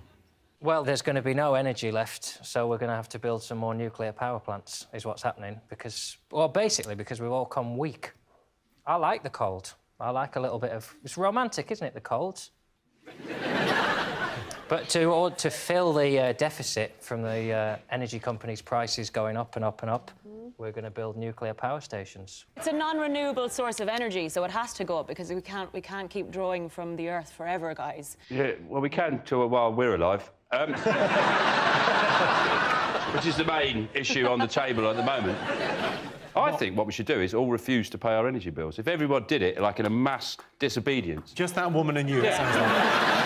It's two. Once you got two, She's only you got clapping her four. hands to stay warm. She's like, oh. Just everybody, just choose a quarter. We just choose one quarter, and everyone just says, no, sorry, we're not. Because there's 6 energy companies, and it's a cartel, really. There's no difference. Yeah. And then what they need to do is people generally need to have, like, some kind of civil disobedience. I'm trying to be like the utility Gandhi. That's who I see myself as.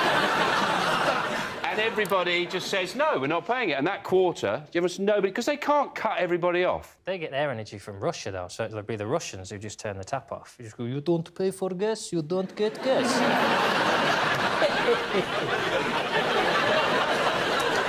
I put the shoulder laugh in just because I thought I made him too evil. They're putting it in Somerset, which is incredible, because Somerset has about 5 years' worth of energy from burning dead badgers. Pile them all up. They just set fire to the badgers. They could keep toasty warm. Or don't shoot the badgers. Minutes. Put the badgers in like a hamster wheel. Get them working. Joe, you're probably an expert on this, I would imagine. What do you think about nuclear power? Well, I'm not... Yeah, I know we need more energy, but I'm not really bothered about electricity because I quite like sitting in the dark. And I own a pair of night vision goggles. So I'm quite happy. What happens with night vision goggles if you wear them in the day? It hurts real bad. Yeah, I was wearing them, I opened the curtains, didn't realise 8 in the morning, lost one eye. OK, OK, I can tell you it's not one of the most talked about things this week, but the nuclear power station will be built at Hinkley Point, or as it will be known in 5 years, the Forbidden Zone. Fingers on buzzers, one more thing to get. Go on. It's the christening of the royal baby. Yeah. Exciting, wasn't it? They christened him his official title, which is Prince George at Asda. I'm sure they're in touch with common people. Yeah. Would you like to be asked to be one of the godparents?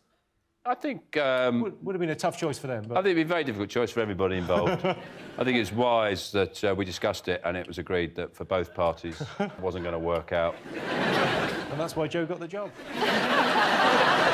I'm quite liberal about these things in the church, though. I mean, I'm a godfather to someone, and I said, when they asked me, I said, but I'm not a Christian. And they said, don't worry, just come and meet the vicar. And I said to the vicar, obviously, I'm not Christian. And he said, don't worry. When I just say, you know, none of us are.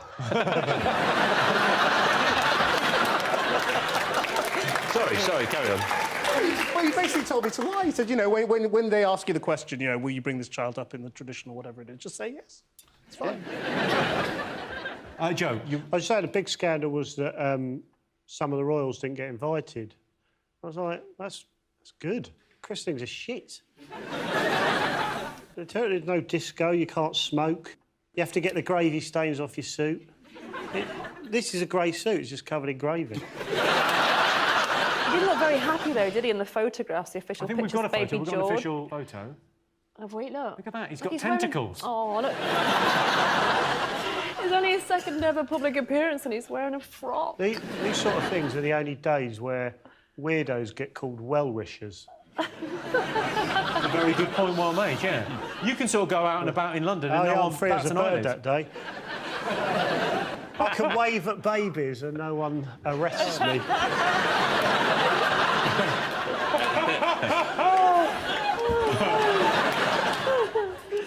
I never care about other people's christening. I have just come from St James's Palace, actually, from here. I was at a royal reception with Prince Charles and Camilla. What were you doing at a royal reception? No, they're going off to India and Sri Lanka, and they wanted to get in the mood, so they invited some British darkies. And what now?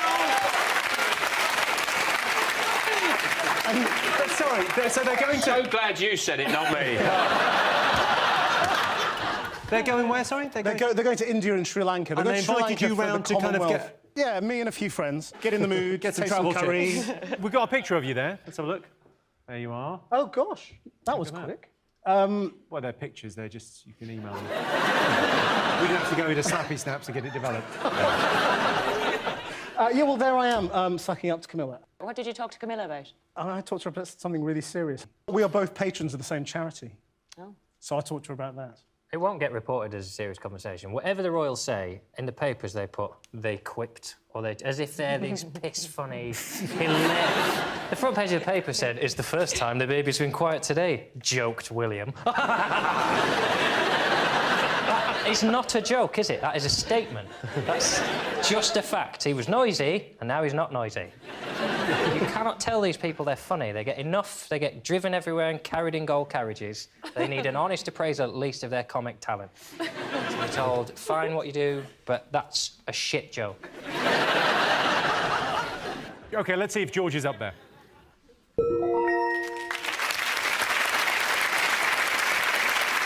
Yes, it was Prince George's christening this week. Sadly, DNA tests have revealed Prince George actually belongs to a Romany gypsy couple from Greece.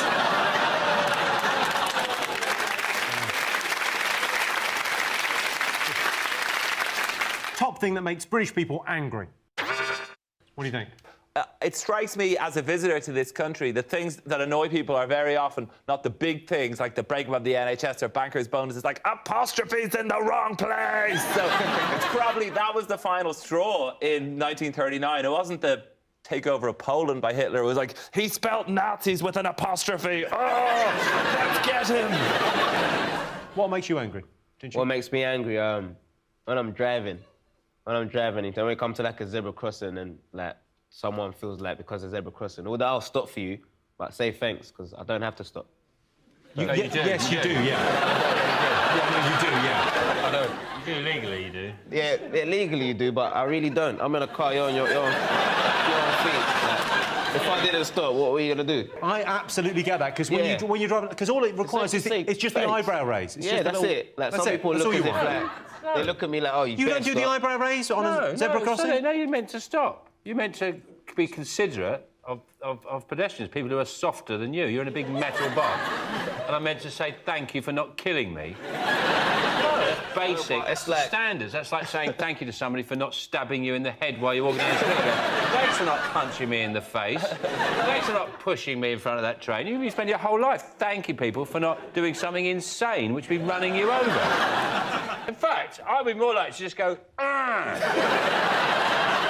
I don't do that because there's a lot of hard people driving who get out of their cars and beat the crap out of you. But really... You've had a bit of luck if it's Tinchy, really. Yeah. You don't know. You never know. Yeah. You know, don't underestimate anybody. Especially me!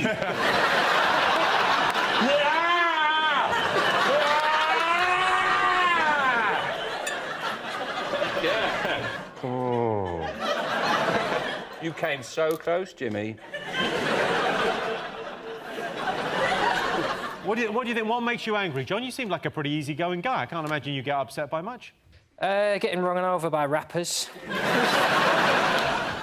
It's not having anything to get angry about, isn't it? It's nice to get angry. That's why we read papers in the morning. So before we even finished our toast, we go, look at the state of that! What were you looking at? Stacey from Warwick. Ill-thought-out views on Britain's membership of the EU. Fair enough, have an opinion, but put your clothes on and then we can talk about it. OK, Alex, have any guests on the One Show annoyed you? There's been about 4. Let's name them. Come on, let's How go about down. no? One Direction. No, they're all right. Lovely, Yeah, I mean, they've got about literally 115 people with them, choosing which ripped vest they're going to put on. And they're all right. They always make the right choice.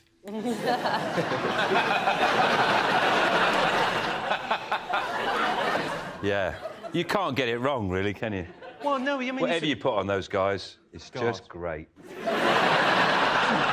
Whatever you're doing, guys, just keep doing it. Go on, back to the annoying guests. Bruce Willis was rubbish on the One Oh, Show. Bruce. You sound like you've broken up with him. Oh, Bruce. I would have if we were together after that. He just was a bit... He didn't know it was live, for a start. You could have told him. And then I did. I did. In the first speech, I said, listen, Bruce, this isn't going that well. You're going to have to speak. To be fair, it's a difficult gig for him to get up for, I imagine. If he's come off the back of, like, a Hollywood film where he's blowing up helicopters, and then he's got to come off the back of a Giles Brandreth documentary about maggots. I'll tell you what, something really does annoy me is when you go into a jeweller's and they're selling loads of clocks and they're all different times. I'm thinking, you're trying to sell me these clocks and you can't even be bothered to get them on the right time. Why would I buy a clock from you that isn't showing me the right time? That's all I want from a clock, is that it tells me the frigging time, and you want to sell it to me, you want to charge me money, and you can't be bothered to go like that. You've got a bloody nerve trying to sell me clocks, and you can't even prove... It's not a clock. If it's not the right time, it's not a clock. It's just some numbers. It's some numbers and some sticks moving different ways. It's not a clock. So don't... Next time I come in there, mate... I'm annoyed about that now. Did you ever see that CCTV footage of, like, some armed robbers? I'd love to go into a clock shop with balaclava and go, put all those clocks right! Just hold it to his head and go, now the next one, now the next one! Right, I'm out of here. OK, what's the top thing that makes British people angry? Is it football? Because I know you have a very delicate relationship with football. You love it, but it makes you so angry. That pisses me off at the football. There's always a clock that tells you it's 3:15, but the clock on the match says, like, 17:23, because there's 17 minutes gone, but the actual time is...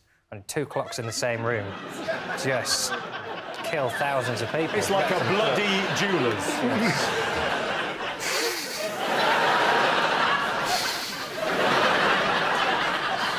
Have we waited till Series 16 to break out that face? Would you rather be served by a machine or a human being? It's really annoying, isn't it, when you're in a supermarket and you use one of the automated tills and a light is flashing, it's either the DVD or a bottle of wine, and you know, you need help. They never work, those things. You're supposed to pay for them before you leave. No. I've lost it with them. I've just shouted at the machine. So I've swiped this loads of times, and I've just said, look, I'm taking the chicken, OK? Do your worst. The chicken's coming with me. So I'm like a hostage, so I walk out of the shop like this, go, I'm having this chicken, OK? I've tried to pay. You won't take it. I'm going. Drives me nuts. Yeah. It is annoying. And then you swipe, nothing swipes, and then you go, an apple, no sticker on it, just goes boop, and you go, what the... Get in your head. Occasionally, I like to put an unexpected item in the bagging area just to hear a woman's voice. I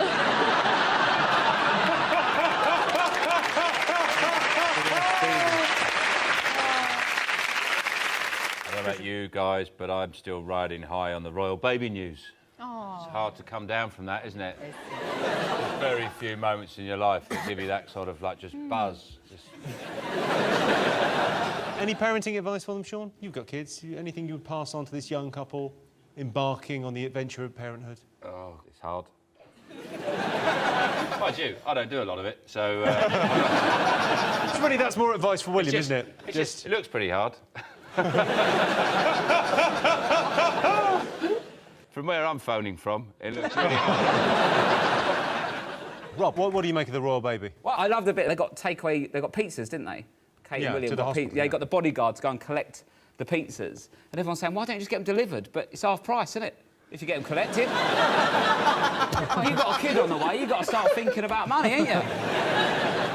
Lorraine, did you cover it much on the show? You covered Oh, it. much? It was just like all the time, pretty much all the time. Some people got annoyed with the amount of coverage they had to do. Some news reporters got a little bit sort of sick of it. Now, have a look at this. Not everybody is enjoying the spectre of the speculation, endless speculation. A couple of texts coming in to the BBC. Come on, BBC, people do have babies. Stop saying the same thing over and over. Give us the rest of the news. What a load of sycophantic rubbish, says another. Good morning. And God help us if this ends up a long labour. That's a view that I have heard expressed here by a couple of people. So, you know, we'll just wait and see. But until then, we're going to be speculating about this royal birth with no facts to hand at the moment.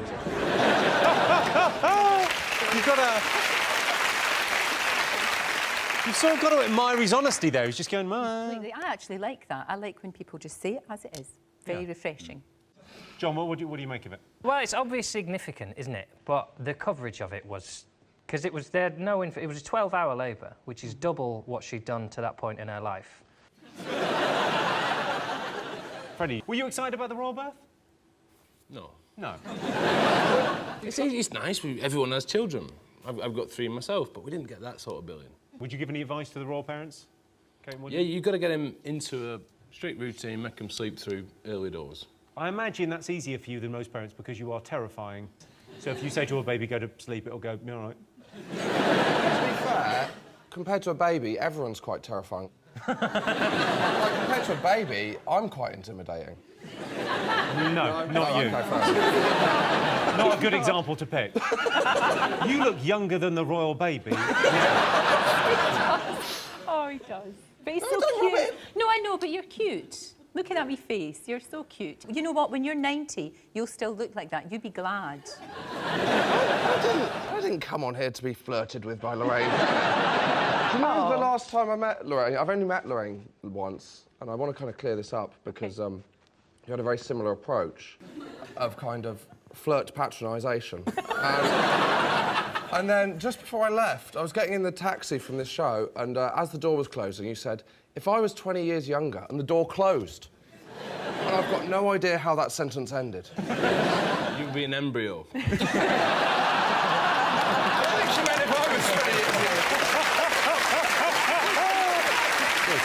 Top way to pamper yourself. Is it a sit-down wee? On what occasion would you treat yourself to a lovely sit-down wee? Early morning, late at night, after a big meal. I don't think that's pampering yourself, sit down wee. Really want to pamper yourself. You know those Dyson Airblades? Teabag one of them.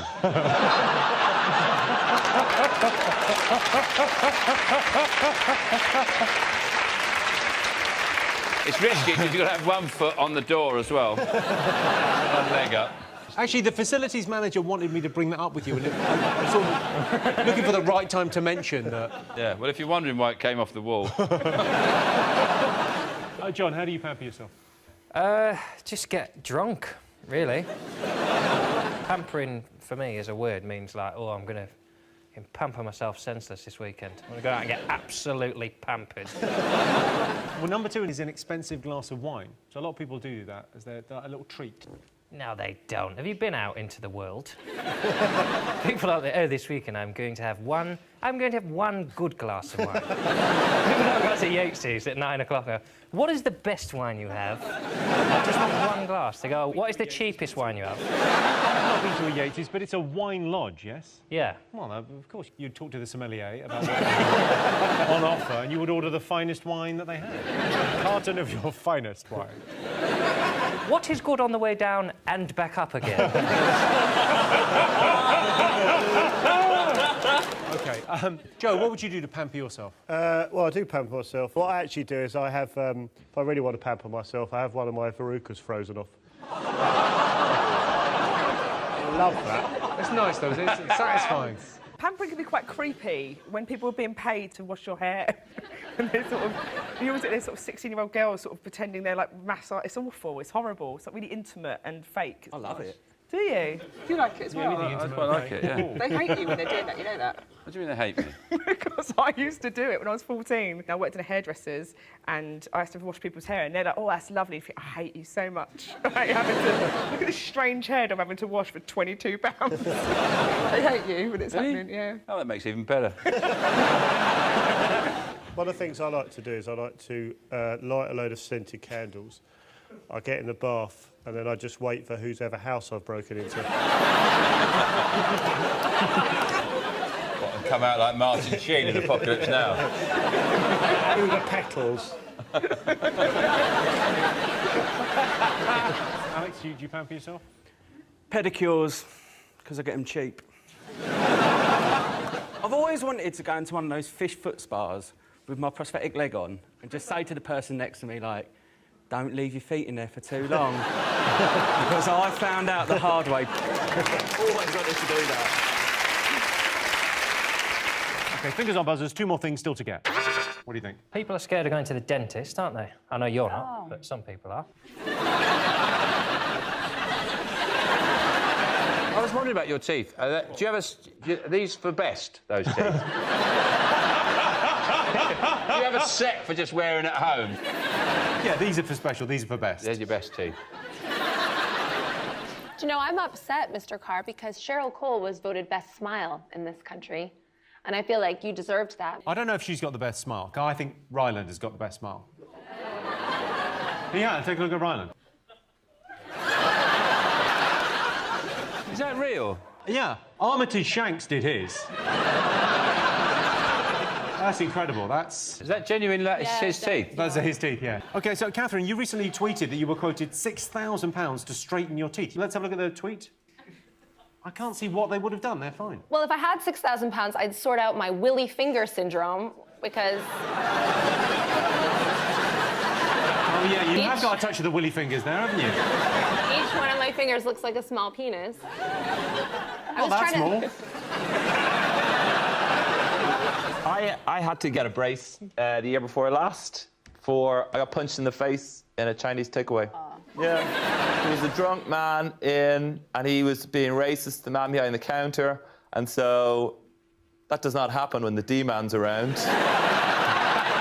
Sure, the enforcer. I told him to shut up, and so he swung, but he was so drunk, he went that way and fell over that way, and so I stepped back, and then he went that way and he fell that way, and like this could have gone on for hours. But the man behind the counter, the victim, just looked up, had missed what had gone on before, and just saw 2 pricks fighting, and he jumped over the counter and punched me in the face. It knocked that tooth back 1/4 of an inch. That's a good dental story, but not the best dental story. This is the best dental story. Last year, a dentist in Poland was treating her ex-boyfriend for toothache after he dumped her. She knocked him unconscious, knocked him out with the drugs, and then she removed all 32 of his teeth. Whoa. I imagine he said... Tinchy, are you scared of the dentist? No, I'm not. That's one thing I'm not scared of. Yay! We found it! OK, look, if going to the dentist is in our top 3. Yes, going to the dentist. When I was a kid, I was scared of the dentist. He was a paedophile. John Steen, what do you think the nation will be talking about this year? It must be the Wimbledon final. Oh, exciting. No. No? No. Tennis. What's the matter with tennis? Well, I'll be dead honest with you. I used to play the 3rd most boring sport known to man. Cricket, only trumped by tennis and Formula 1. Do you not like cricket? It was a means to an end.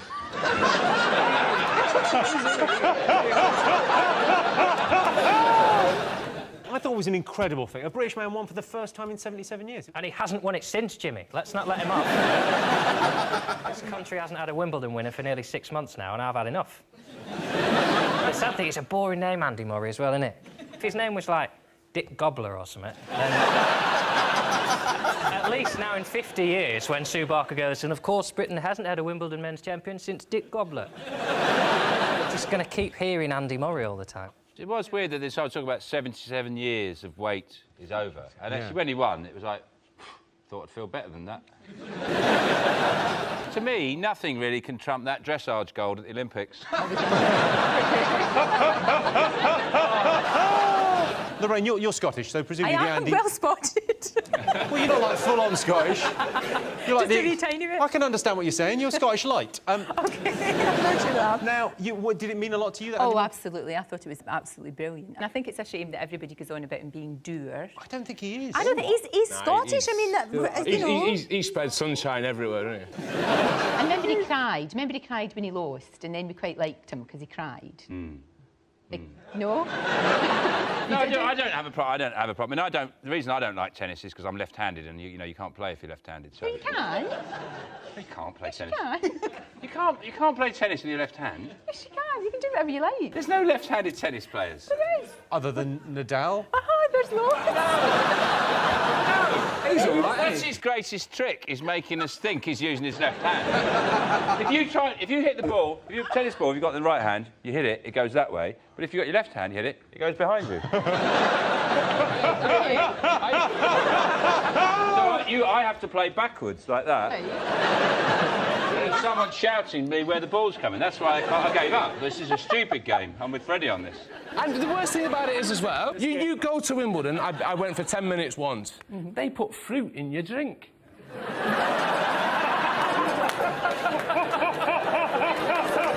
Fruit in your drink? Did you, like, order a pint of John Smith's, and then when you weren't looking, they were shoving strawberries? But you're a tennis fan, aren't you, Jimmy? You like your tennis? I love it. I think it's incredible. Why is tennis incredible?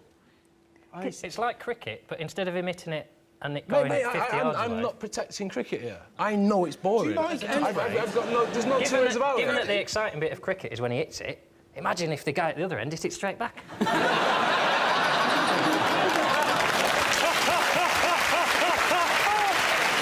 John Steen, what do you think the nation have been talking about this week? Sex box? Oh. Matt, you seem genuinely excited. Sex box, tell me all about it. They have sex in a box. The cameras aren't in the box, so you can't see. And consenting couples go in there, and they have sex, and then they come out, and then there's a panel of experts, and then they just sit there, and they get asked about what happened in there, and they say, yeah, we did it. Hang on. I want to know more about this, because I haven't actually seen this before. It's like a porno version of The Cube. Right. They should do it in the cube, then at least you'll be able to see what they're getting up to. Yeah.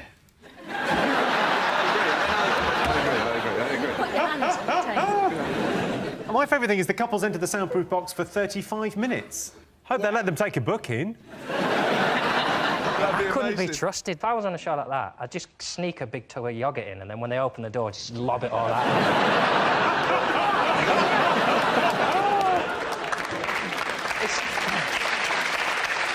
I thought the panellists were disappointing. I'd like someone like Alan Hansen on there, but he didn't do it.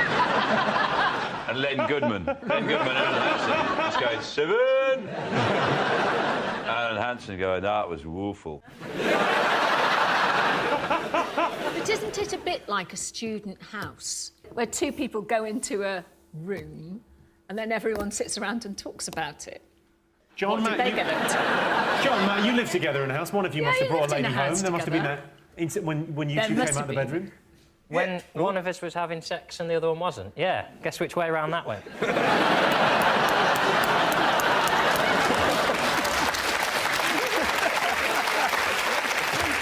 Did you ever walk out into the living room and have a little chat about it afterwards? Yeah, he would come down and tell me. He'd come down and I'd go, so what did you do in there?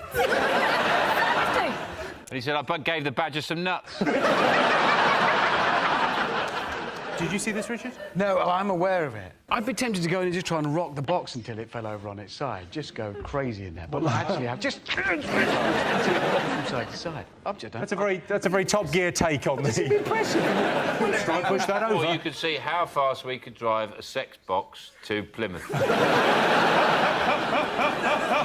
There's a reason people don't talk about sex, because not very nice. You don't... One girl said something like, you know, I sometimes joke about it with my mates, but, you know, I don't really talk about it with my mum. Well, of course you don't. You don't get to Sunday dinner and go, I had a cracking shag this week. You can't listen to them talk, though. When you know they've had sex, you cannot... Even if the conversation is mature, you cannot have a conversation with someone knowing they've just had sex. Because you're just waiting for them to go, well, we started off with a bit of...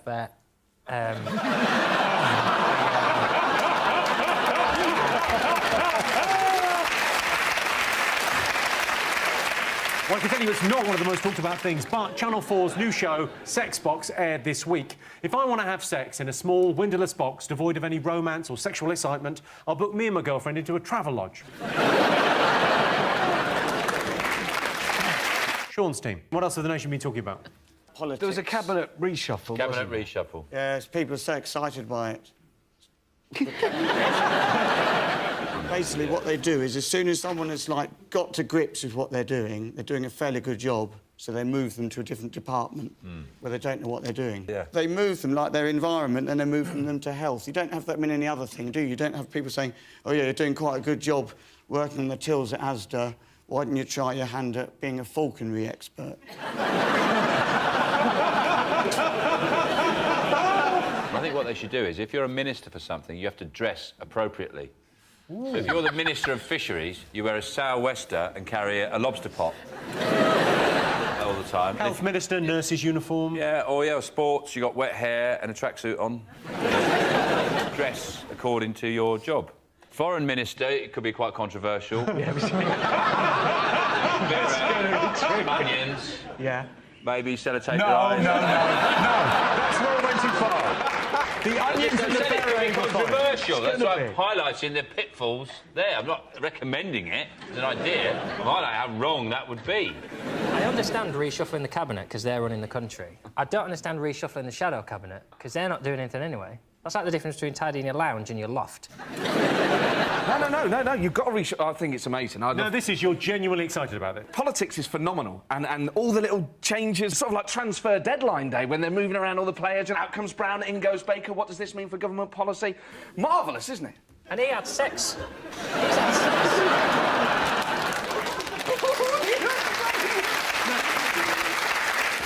Matt, you used to work for the Labour Party, Yeah. right? What do you think's the matter with politics? I think there's a serious lack of personalities in it, and I think Ed Miliband is sort of part of that problem. And there are people... I shouldn't like Nigel Farage, but... That's the end of that sentence. People like politicians that make us feel good. And Farage, even though I disagree with most of what he says, he's got that sort of, like, braying golf club... You know, the sort of guy who'd turn up at a golf course and go, Roger, you bastard! I want to hang around with that guy. Well, talking of UKIP and characters, have a look at Godfrey Bloom, formerly of UKIP. Now, Mr. Bloom, what do you make of the front cover of this the conference brochure with no black faces on it.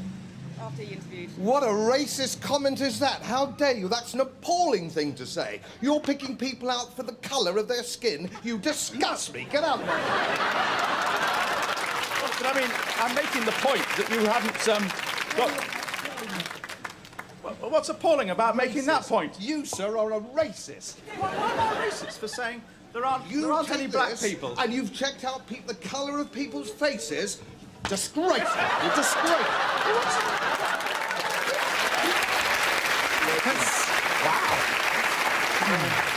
The thing is, there are other personalities. To be fair, in this reshuffle, some personalities did come in, and there's a guy called Norman Baker, who's a Liberal Democrat MP, who's now a Home Office minister, and he wrote a book a few years ago about the death of Dr. David Kelly, because he believes that the Iraqis did it and the British security services covered it up. This guy's a conspiracy theorist, and he's now in the government. Which I think, that's brilliant. That's going to make Parliament more exciting. He's going to be there going, and we will continue to invest in our security services because they killed Diana, the Queen's a lizard! Sorry, what did you just say? The Queen's a lizard? Yeah. That's why they call her Liz.